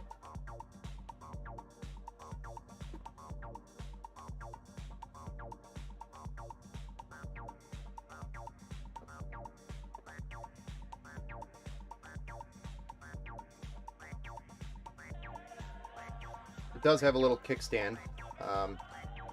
You know what I just commented on the kickstand. You also get a cool little keychain piece that comes with it, or oh, it's Velcro, not a keychain piece, but a lanyard. It's not a lanyard. It's actually Velcro. And then this is the stock adapter that I complain about all the time. Okay, let's see the difference of quality and a piece of shit. Sorry, NVIDIA, but piece of shit, quality of shit, quality. I mean, when you buy a $1,200+ graphics card, you'd assume you wouldn't get a piece of shit. The biggest problem with these is that when people plug them in, the cards are so big it's up against the glass, so then they want to bend them. When it bends them, it pulls the connection away from the pins, and so the connection isn't always complete, and that's a big problem. It's a terrible design, especially knowing if their card's going to be that big and your average case is going to be the same size that it was before. That hasn't changed. But in this case, no pun intended, this situation, we're not going to have that problem because this case is so huge, it doesn't matter. But I still refuse to use that piece of crap adapter because it also looks stupid. Now, getting to the graphics card, here is your massive RTX 4080, okay? Let me go get a 2080 Ti, which was the flagship of the 2000 series, just so you can compare. This is a 4080.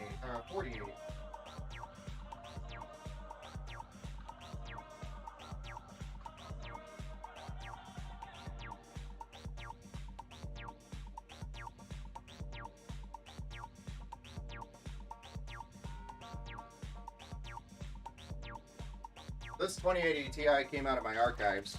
It actually was one of my personal cards. But look at the size difference just from the top down. And then the size difference side by side. I mean, cards are getting bigger. Here, let's balance $1,200 on 2 pieces of metal.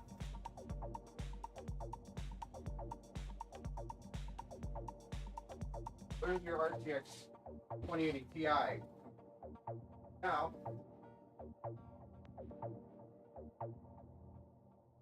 have one? I have one here somewhere. 3080. Oh yeah, here. I got a 3080. It's probably easier to get. This is a beefy 3080.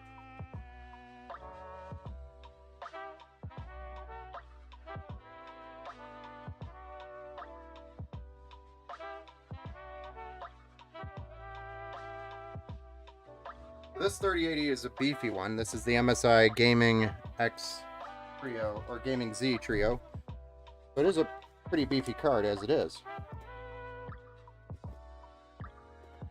The other one I had was the EVGA RTX 2080 Ti. And it was a for the Win 3 Ultra. So that was literally the biggest card you can get outside of Intel. But here's an RTX 3080, and to put it in perspective, which was its younger, or I guess older brother. But 3080 versus a 4080. I mean, why not? Right?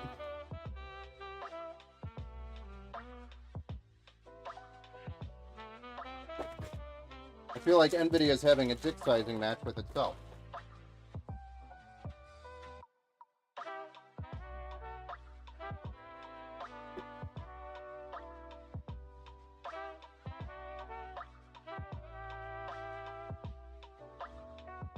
And I don't think they're going to get smaller. I think they're just going to keep getting bigger. It's just mind-baffling. Now, this is one of the larger cards, the ROG Strix, which, by the way, has these annoying plastic peels all over it because it's literally 100% acrylic all around it, minus where the metal heat sink is. Every piece has a little piece of a plastic peel that you got to peel off.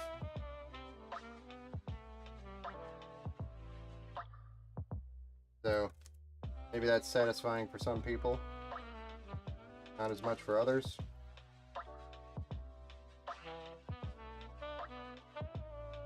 They even have peels on top of peels now.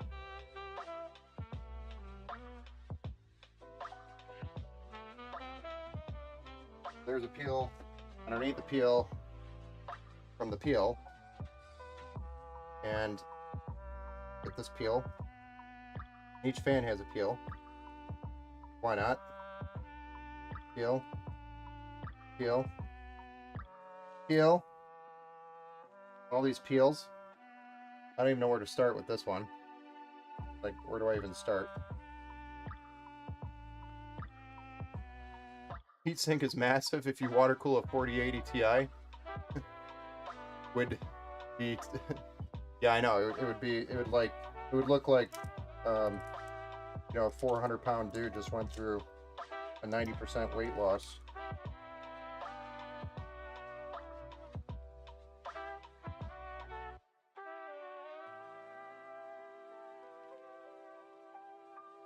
But I was just, you know, I just thought it would be cool to throw some perspectives in here on the sizes of these cards, because it also goes back to kind of that cable topic.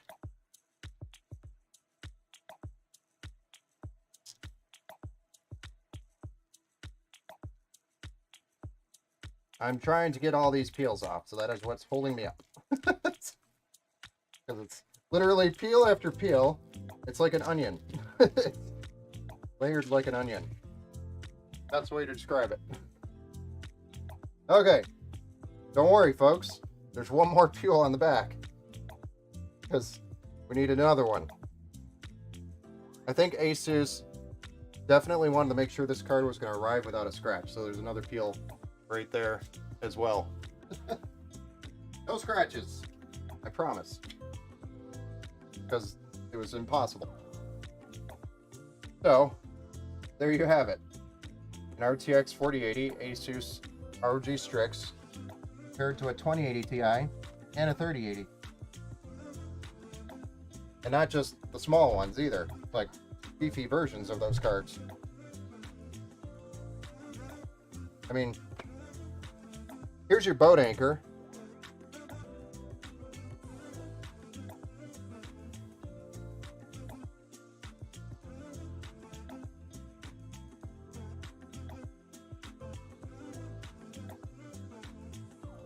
If water cooled, you'd be able to get away. Well, I mean, yeah, the PVC actually ends here, so it's just a little over half the size of the actual card, or length of the card. But the PVC actually does come out to the metal back plate here. So your board is the actual width of the card. Now, the other option for a lot of people, and I recommend this if you have a smaller case and your cables are right up on the glass, my recommendation is to vertically mount it. Then you don't have your cables smashed up on your glass and you're having that same issue where you're bending the cables to make it work. Now, another thing I want to see NVIDIA and these guys start doing, taking this cable, either putting it on the back side of the card, top side of the card, or on the very, very rear of the card. That's what I would really like to see. Honestly, I think that would be much better. This camera.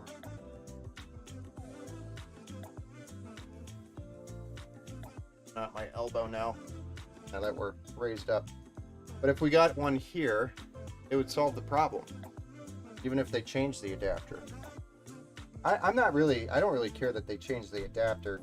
It's more so that they change the adapter and set everybody up for failure, because it's literally up against the glass. You have a 4080 and a Leon Lea 011D Mini. Oh, the Mini is actually, I think, the same width as the 011 Dynamic. So, if I remember correctly, isn't it? Pretty sure. Well, no, because it has the SFX power supply. So it's probably a little smaller. But I think the internal chamber. Do you have it vertically mounted? Yep. I was gonna say it's got to be vertically mounted. There's no way a 4080 fit in there, right? Or at least you wouldn't be able to put the glass on.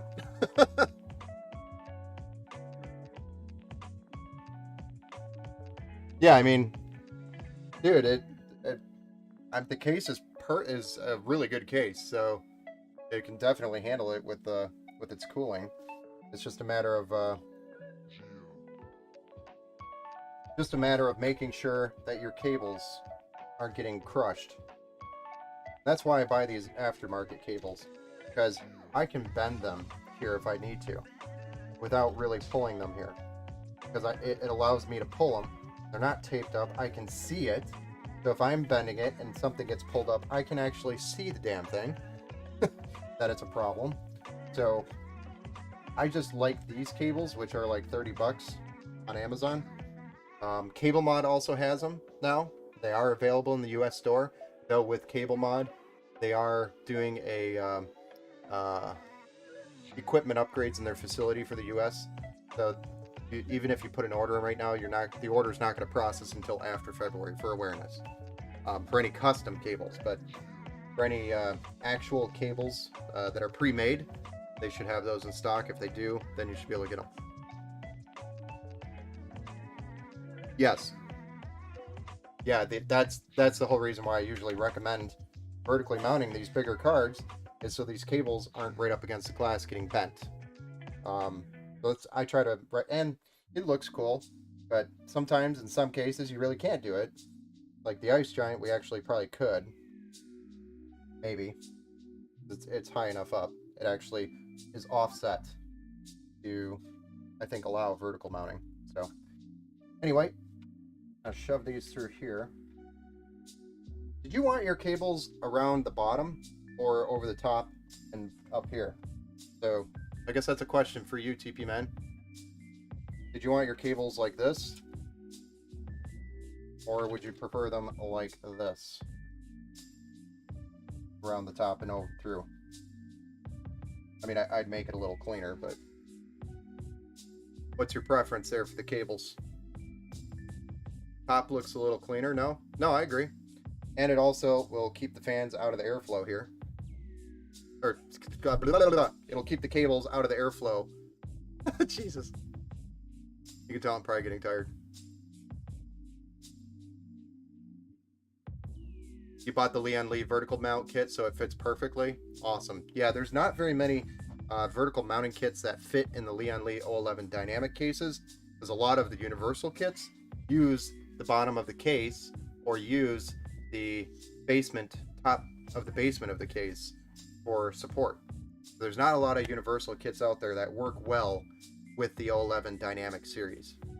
The Mini, the 011 dynamic, the regular, the XL, the Evo, all of those you have to use.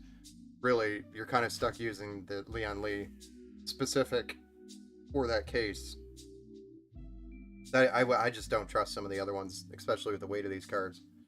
They look kind of flimsy.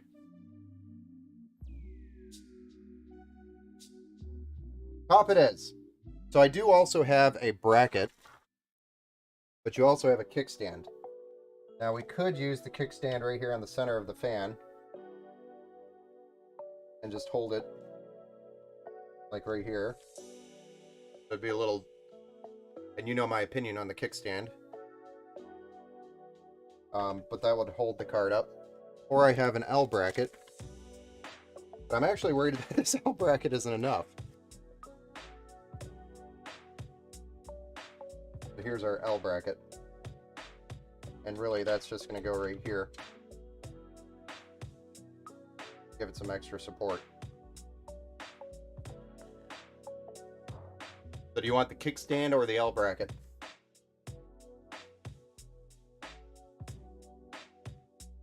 Because you're going to need one or the other.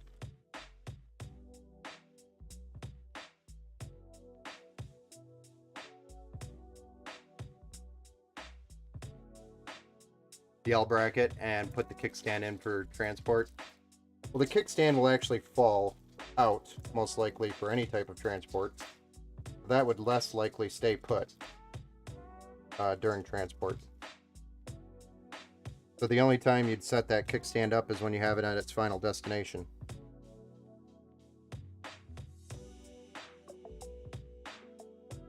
We'll do the L bracket. And it looks like I'm going to have to take these three out.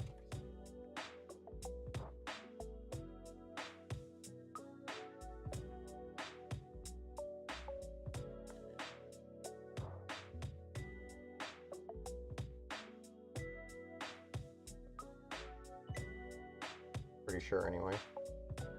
Either that or I could have done this.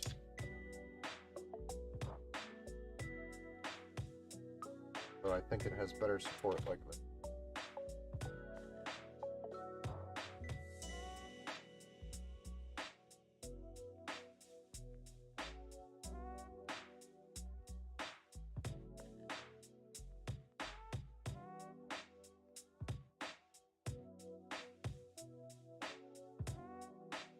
Not worth then, I'll put the kickstand on my desk to throw at people. There you go. Sounds like a plan.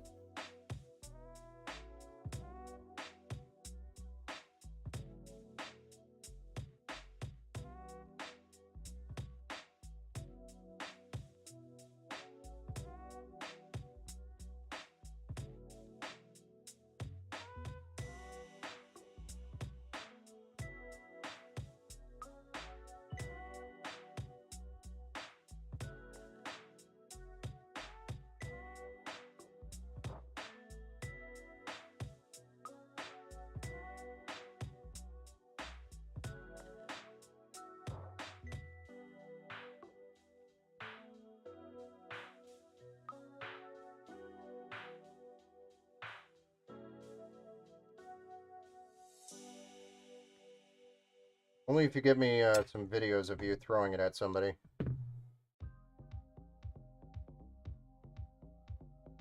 I want physical proof that it's happening.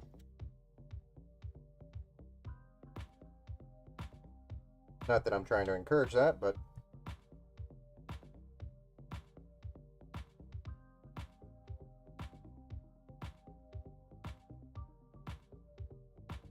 Okay, this is just not going to fit.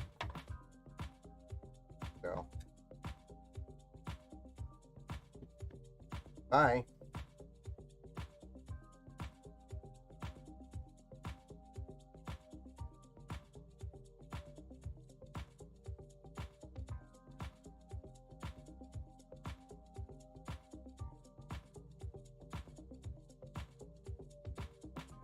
So it's been my hand in one of the most awkward positions it's been in a while.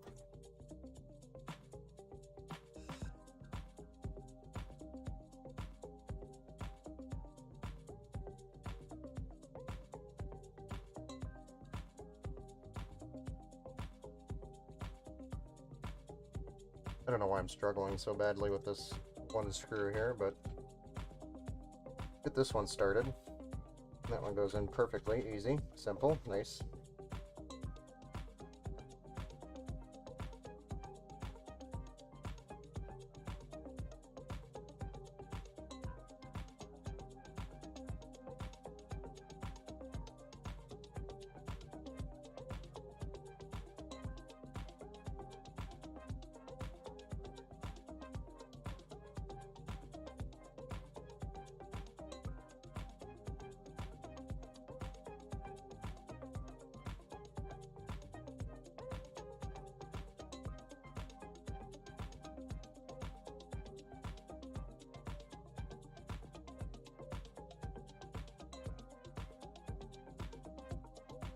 We're just not landing that, or what?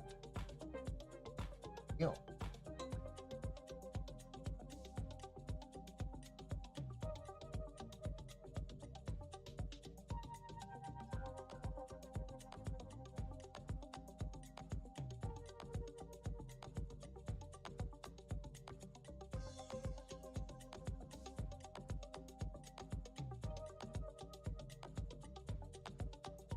It's just not a perfect fit.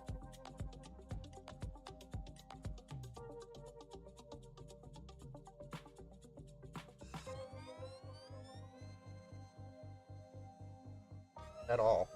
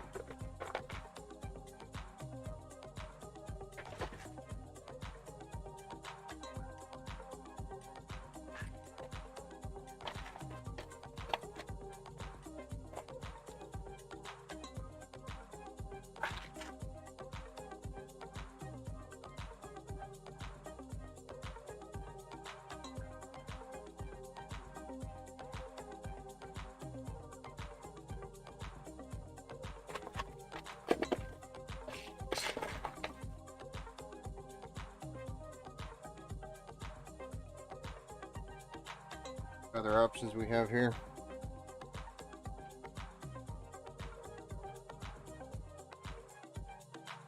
There's a support bracket that came with the case, I believe. Option.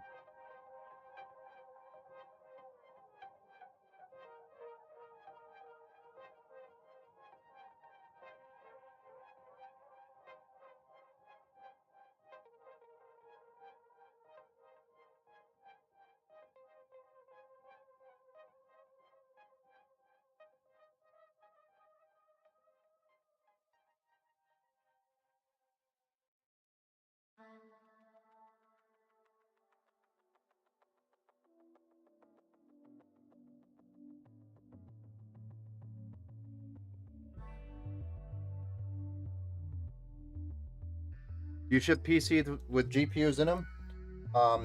No, I do not ship with GPUs plugged in. So when we ship, the GPU comes out, is packaged, and then placed inside the case. Usually, some cases, if the GPU won't fit in the case in the package, it'll be shipped separately. But that's to ensure the pricey card is going to make it there in one piece. That's one of the last things we want to have happen, is a graphics card get destroyed or a motherboard get destroyed in transport. Right? So, no, we do not ship with graphics cards installed. I am actually going to recall this, and we're going to use the support bracket that comes with the case.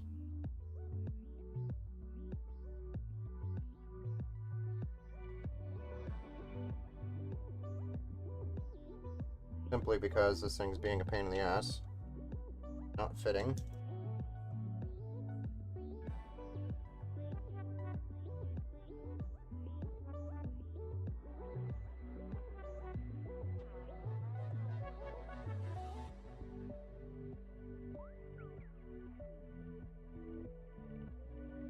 One that comes with the case is actually up, I think.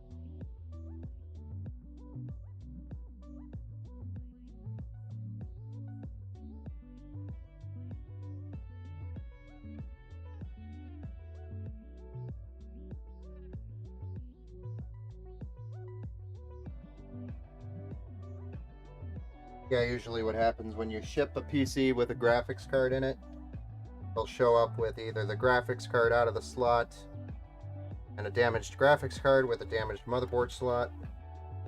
And this is like almost every time, because you're told by UPS the package needs to survive a 6-foot fall. And that is how we package our PCs when we ship them.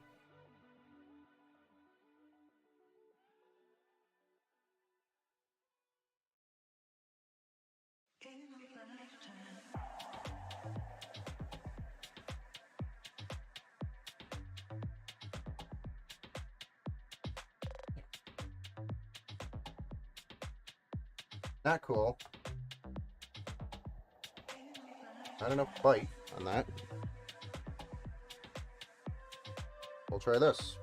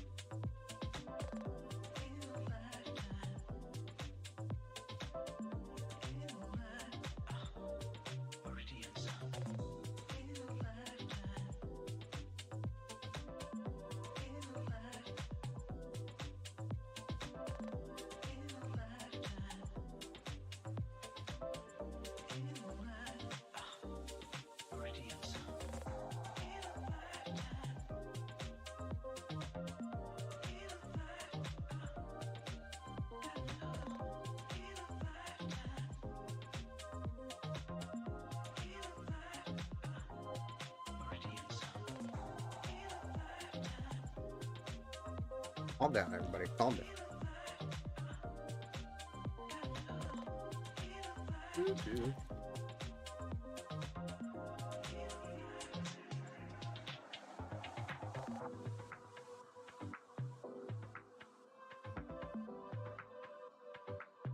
Y'all just need to calm down.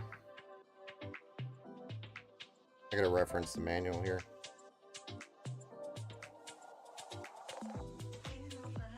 Well, that would be cool, but GPU is literally right up its butt, so that's not gonna work.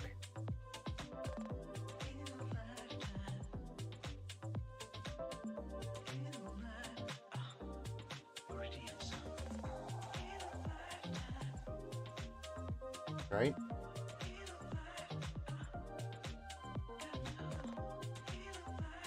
Definitely not going to work. Okay, so back to the L bracket. We'll have to just make that one work, because the mounting kit, the graphics card's so big, can't use the graphics card mounting kit that comes with the case, or support brackets. Scratch that idea.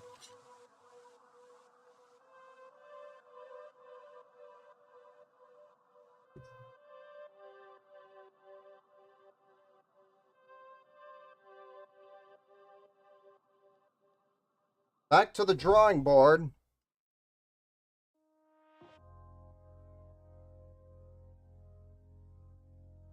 I mean, this L bracket will work. I just got to get it to fit. Doesn't want to fit. And it's because the graphics card is so thick.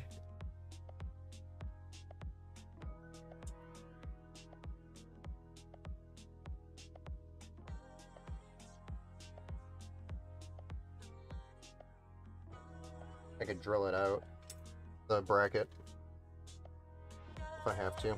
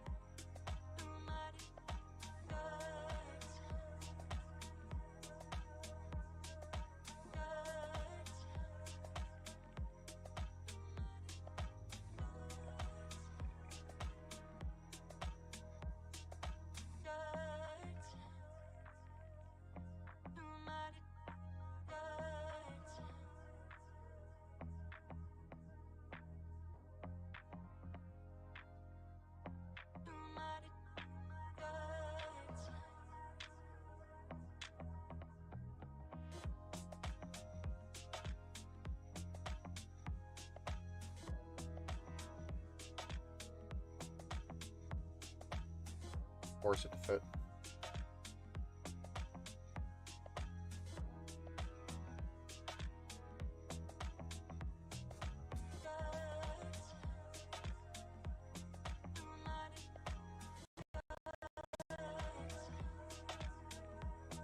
What was that?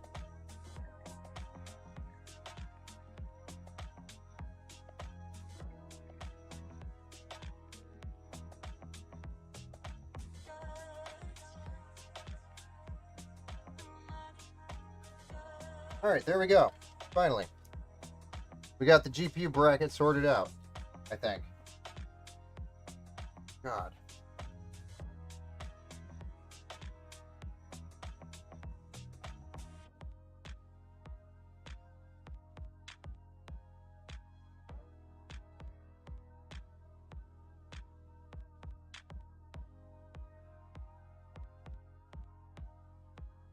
Hook some of these cables through the back here, the graphics card.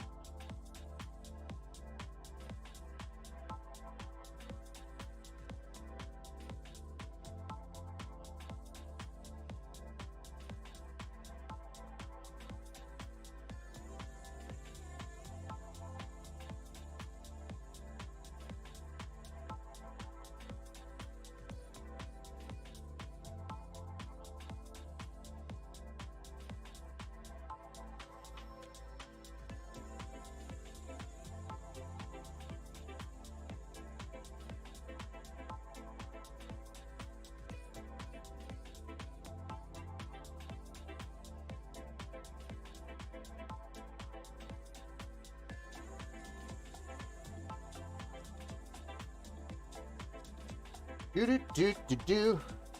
Clamping some zip ties on this cable. Fresh.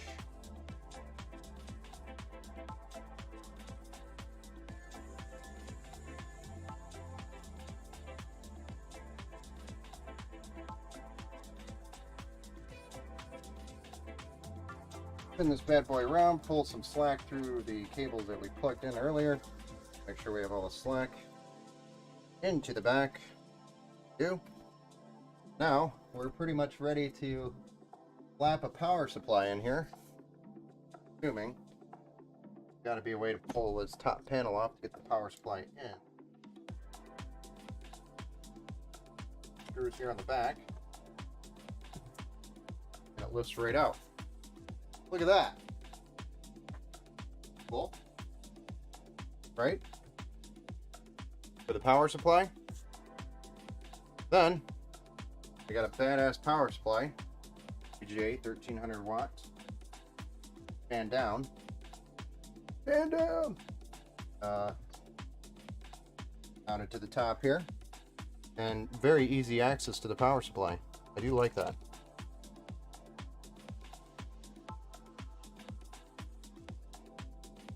Now I just need to remember where the hell I put the screws for the power supply. Boy, if it's not one thing, it's another. And once again, they have silver screws. What the hell? What is with everybody in their... What is with everybody trying to use silver screws?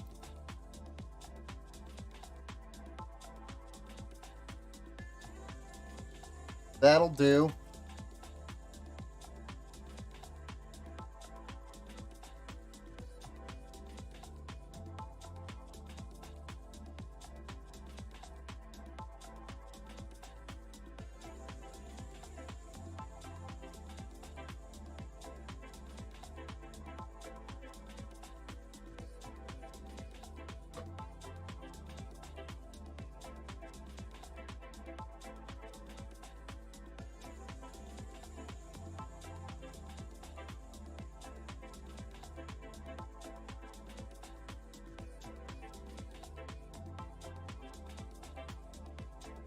No cheap coating to get noticed when someone chips or scrapes it. Oh, yeah, the coating is... Are you talking about that bracket? Then yes, it's cheap. But piece of metal and it holds it. And it'll be pretty hard to see where those screw marks were. I think that's what you're talking about, right?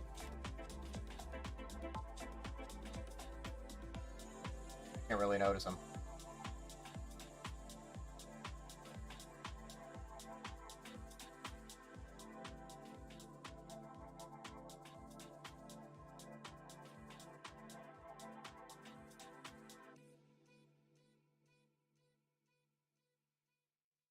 But if the shoe fits, yeah.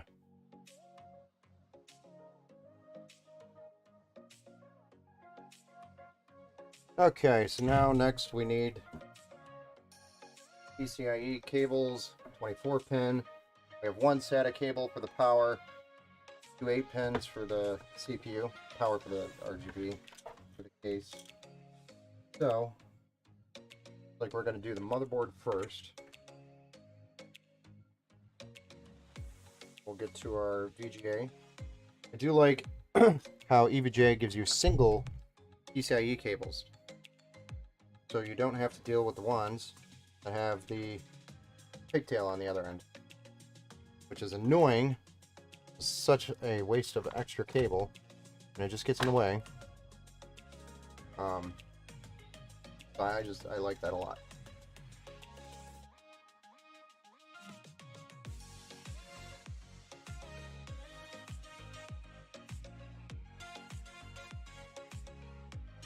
Try to get this as clean as I can.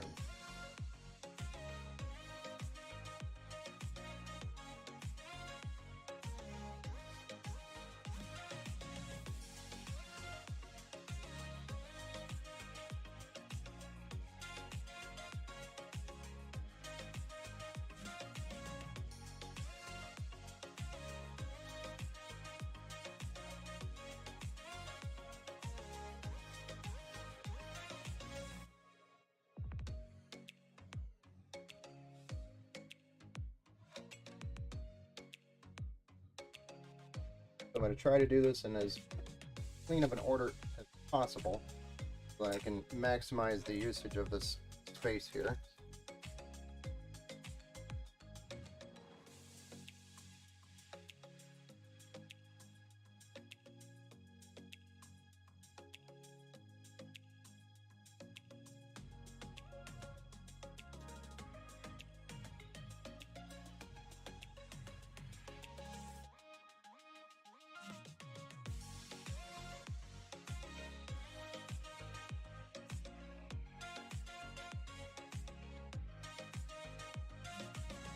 That was supposed to be an easy peasy 1, 2, 3, but instead turned into a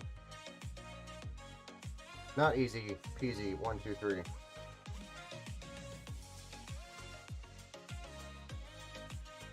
Okay. That. Next, SATA, because that's furthest away on the power supply up there. I think we only need one cable in there.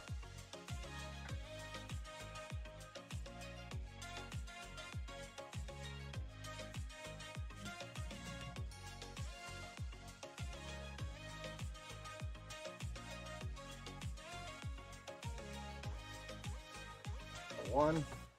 Then it looks like next we're going to be doing the CPUs. I'd say we'd run it up alongside of the power supply here, then up and in. Now we'll kind of fancy it up.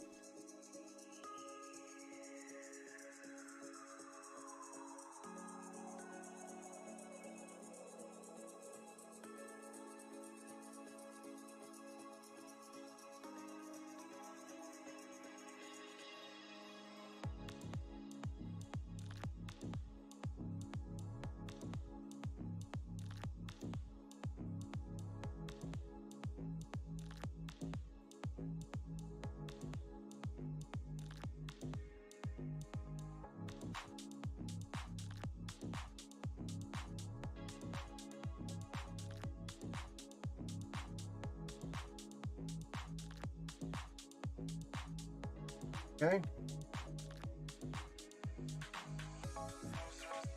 Then our 4 GPU power connections for the graphics card adapter,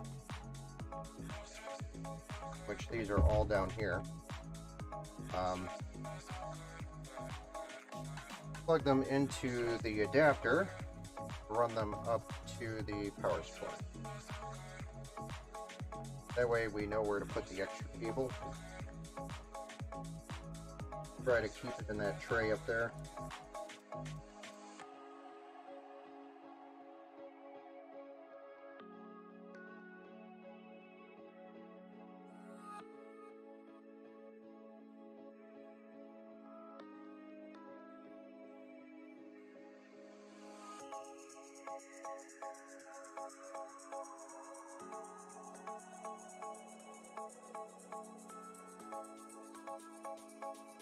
We'll run here best we can. Thinking, how am I thinking? I know what I'm thinking.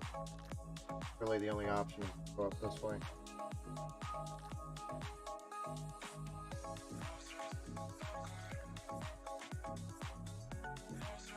That's the downside to using the adapter, but hell of a lot cheaper than trying to get your hand those. Newer power supplies right now. We got way more power supply price. Got to deal with the cables, that's all. Not the end of the world. Make it look pretty.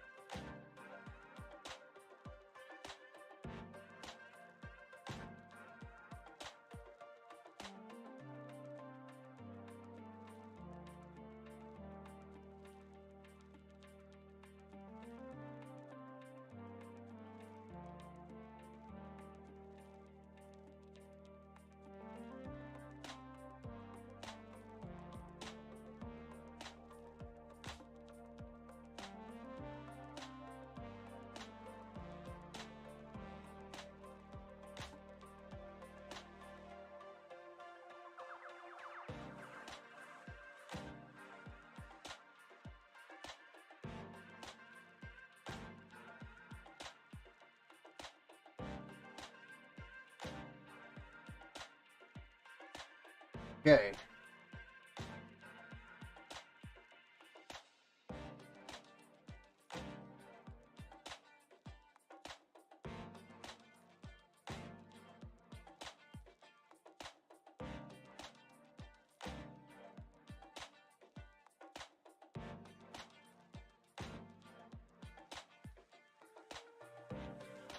Something in that matter.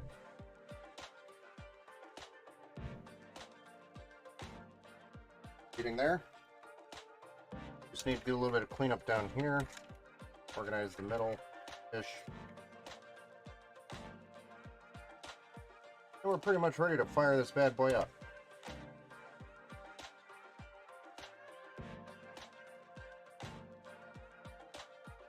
Run right down the middle. Yeah.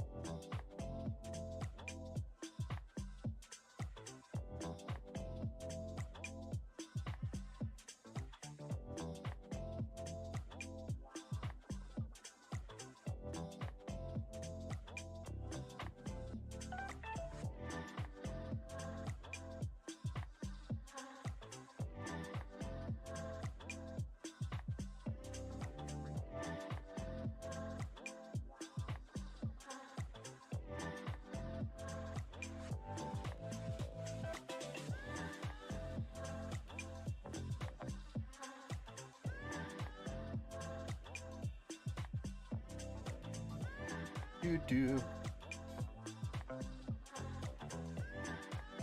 Yeah, I know, the backs. I know, you can't really hide much in there because of the back panel being glass, so it's tough. So I'm going to try to make it as nice as possible. Pretty as we can make it. No sins can be hidden. It's a very true statement.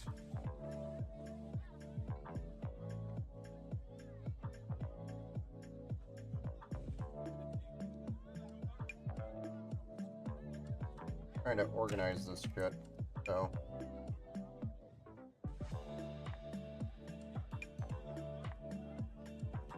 a little bit of a challenge so far.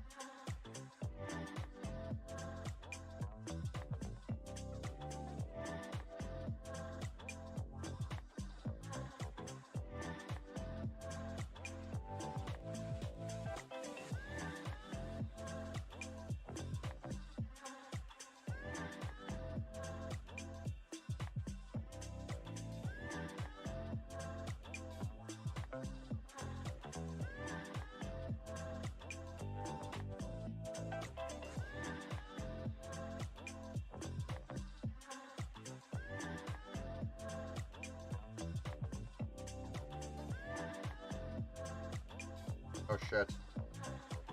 Where did this go?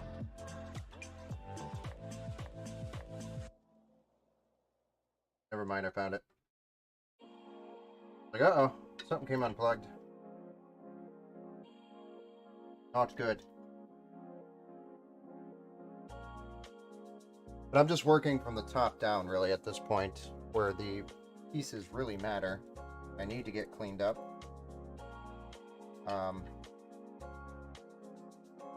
And it just takes patience and quite a bit of extra finagling.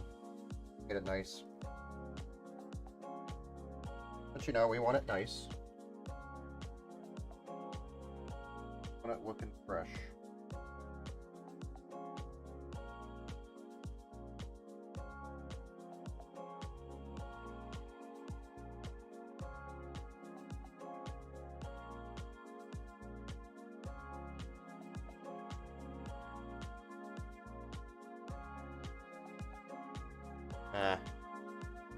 Zip ties are too far away.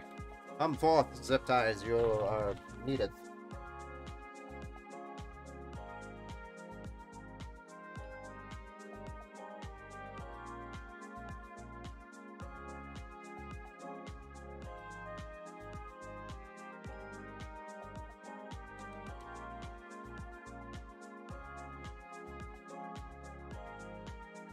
A few of these. The other thing you gotta be careful when you're zip tying is these RGB daisy chains like to come undone. Keep an eye on them. Tying things up.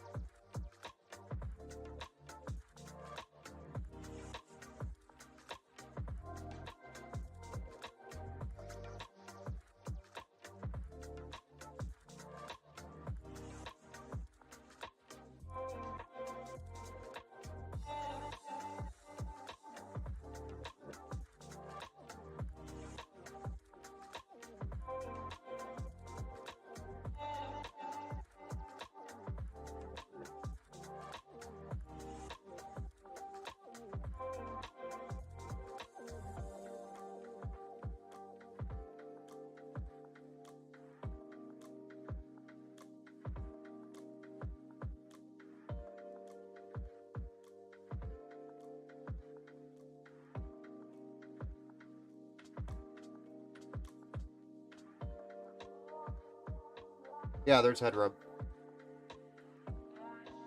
I don't think we're going to need any extra space here. I think we're going to be able to manage this here as is. A little bit of special finagling here.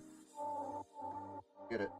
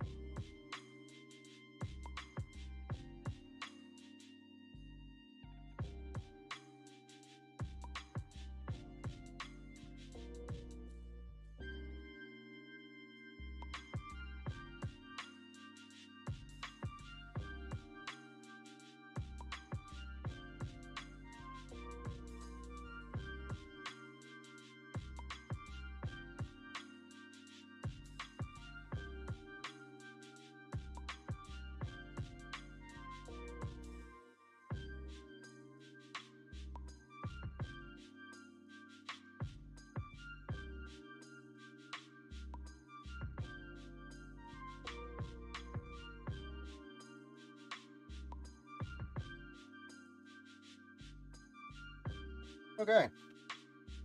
You clean up a little bit up here and we're golden.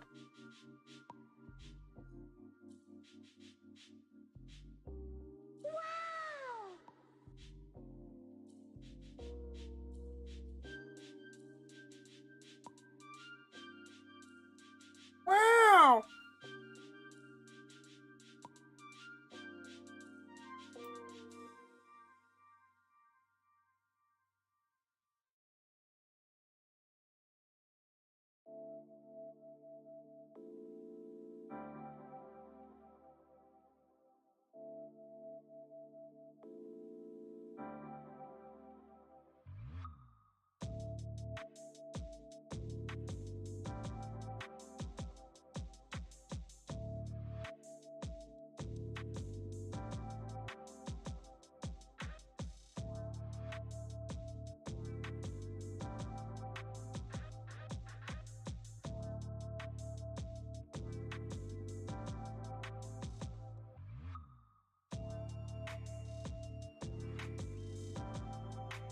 We need a few zip ties to get there.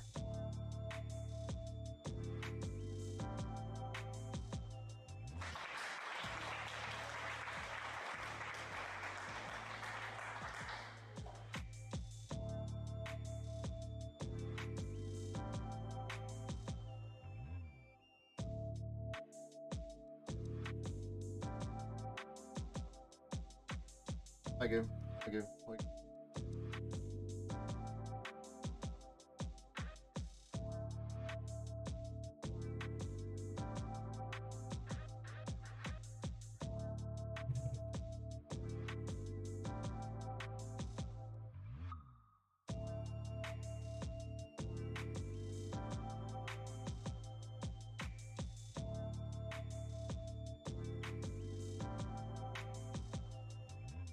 now watch this thing doesn't post. On.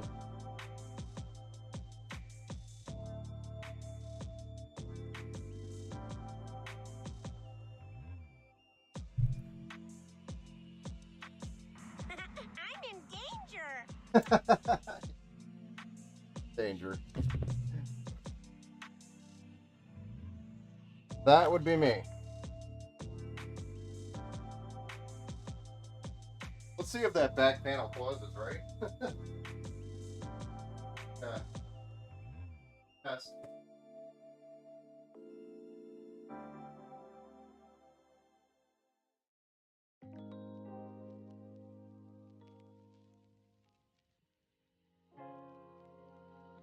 Did enough of these. Oh.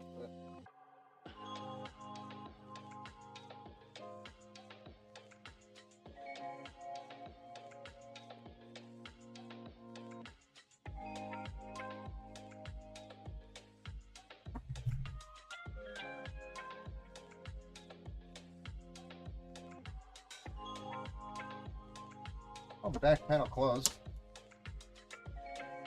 That's a good sign.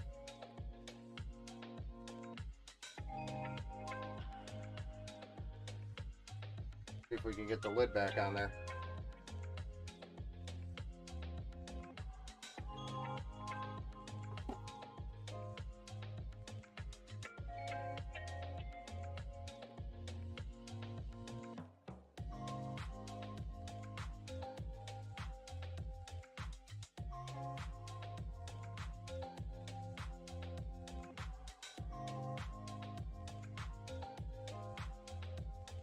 I'm going to pull the glass back off here. I want to lay it down.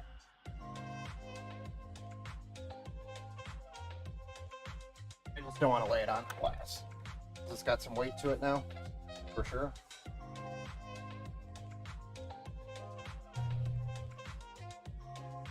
That.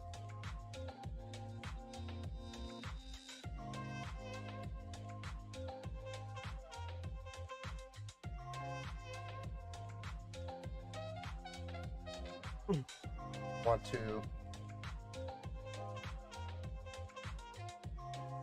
take a look at these cables, make sure they're all cleaned up.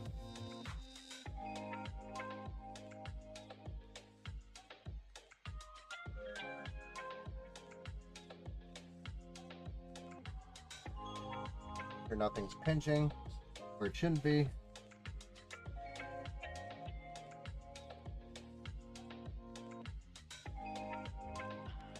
Everything looks good to me. I'd say that's clean. Let's plug it in and see if it explodes.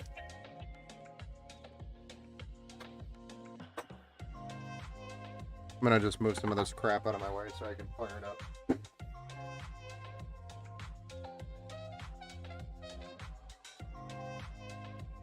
Getting my tools and all the extra building materials.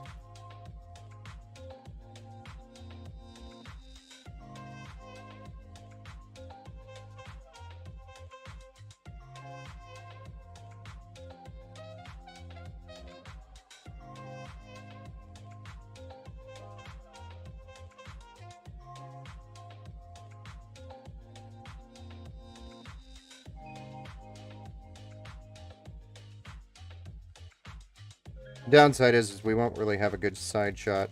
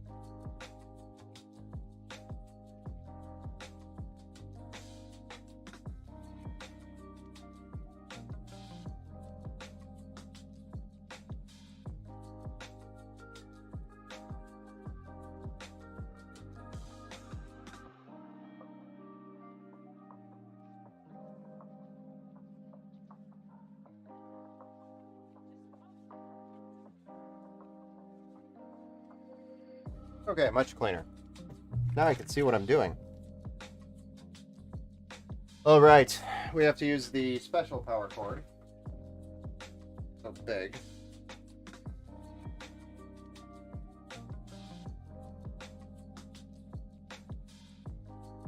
Almost there, I promise.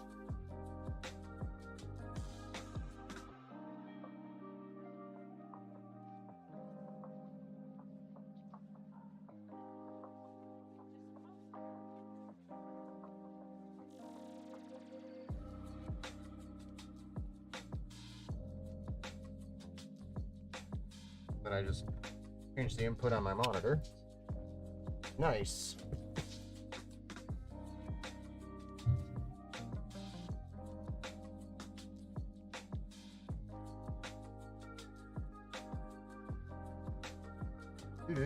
Dude.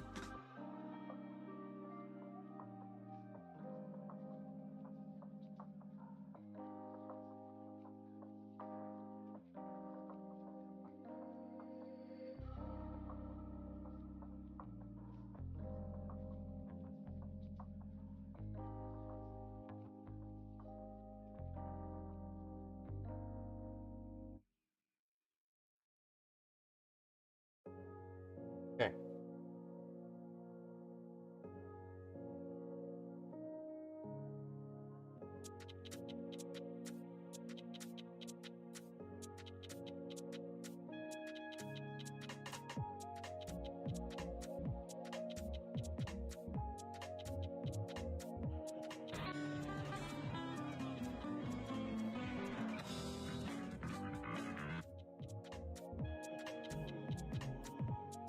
Yeah, I know. It's once the power supply gets power, it just automatically fires up. But here we go. We're firing up the base cannon.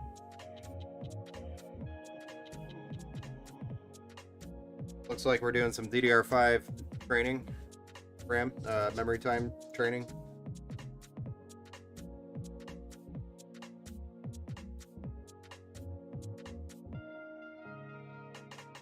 Now, you know, we could have replaced all 4 of these fans with RGB fans and this 140 in the back.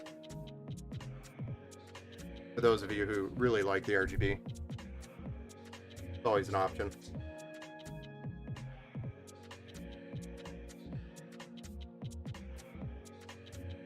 Oh my gosh, ladies and gentlemen. Here, I know you're staring at me, but I bumped this a while ago. And this. If you look over there carefully,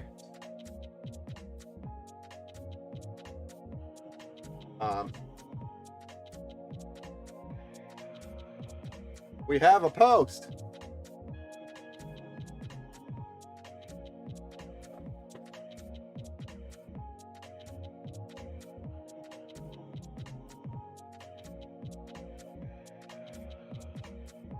Let's go to the BIOS.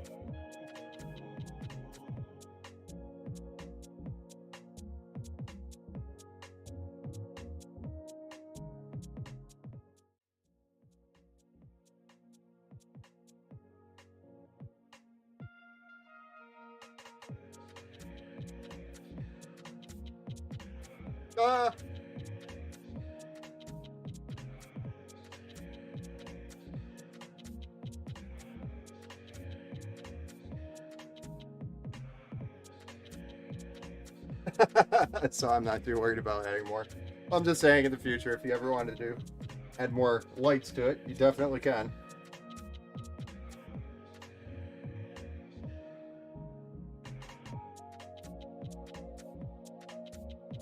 Now it's saying that there's a new CPU installed. Let's go ahead and take a look.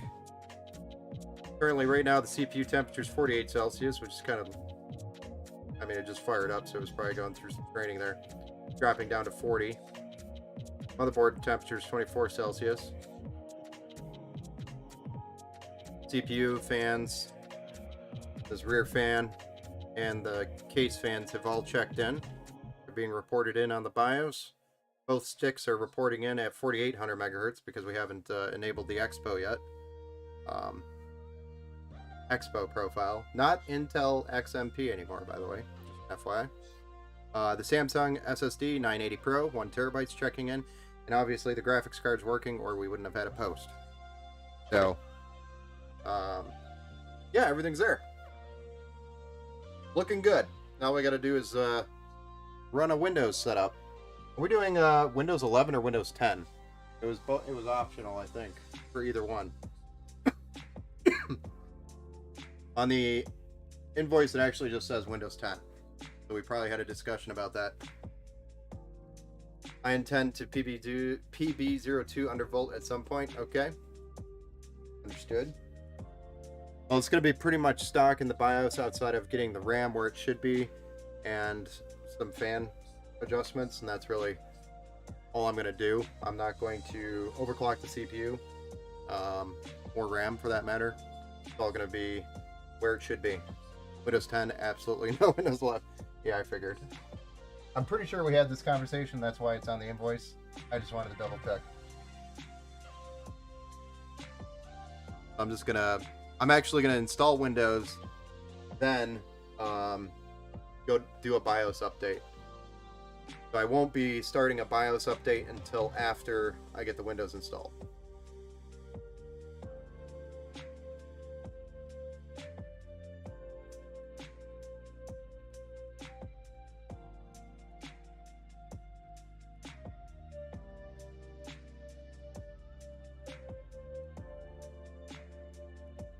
But the beast is up and running.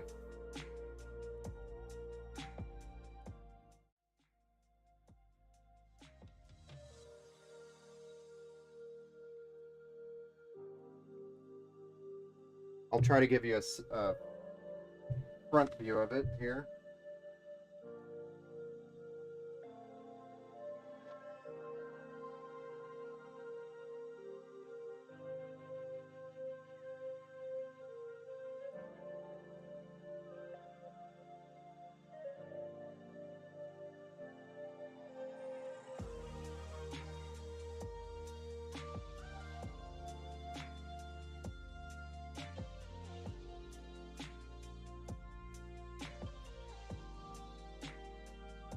There's the front.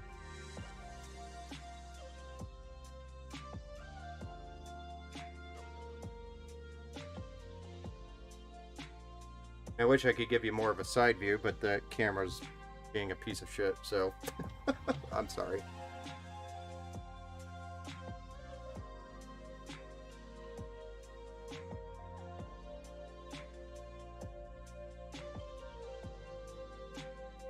Nope, I don't need any more input from you. I think we're all set. It's pretty much just load Windows, do the drivers.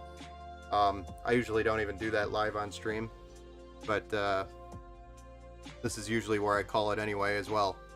So there you go, sir. We have the build. It is complete. It's built, at least.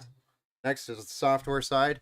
And then I do run a bunch of benchmarks on it just to make sure we're cooling and performing where we should be, and to root out, and to also do some adjustments to the fan curve to kind of get the best cooling, automated cooling possible with the system. So we'll kind of adjust the fan curves where we want them. I may end up adjusting or moving these two fans to a different header, just so we can control them differently than these three fans down here at the bottom. But for the most part, these 5 fans are all intake.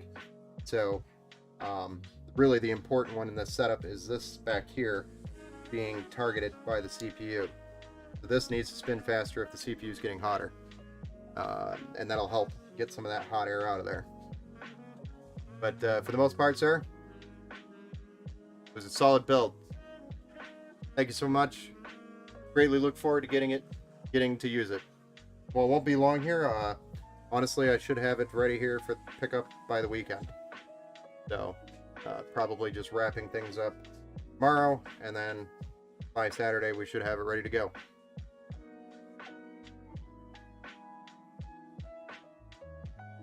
So, anyway, thanks for hanging out that whole time. Have a good night.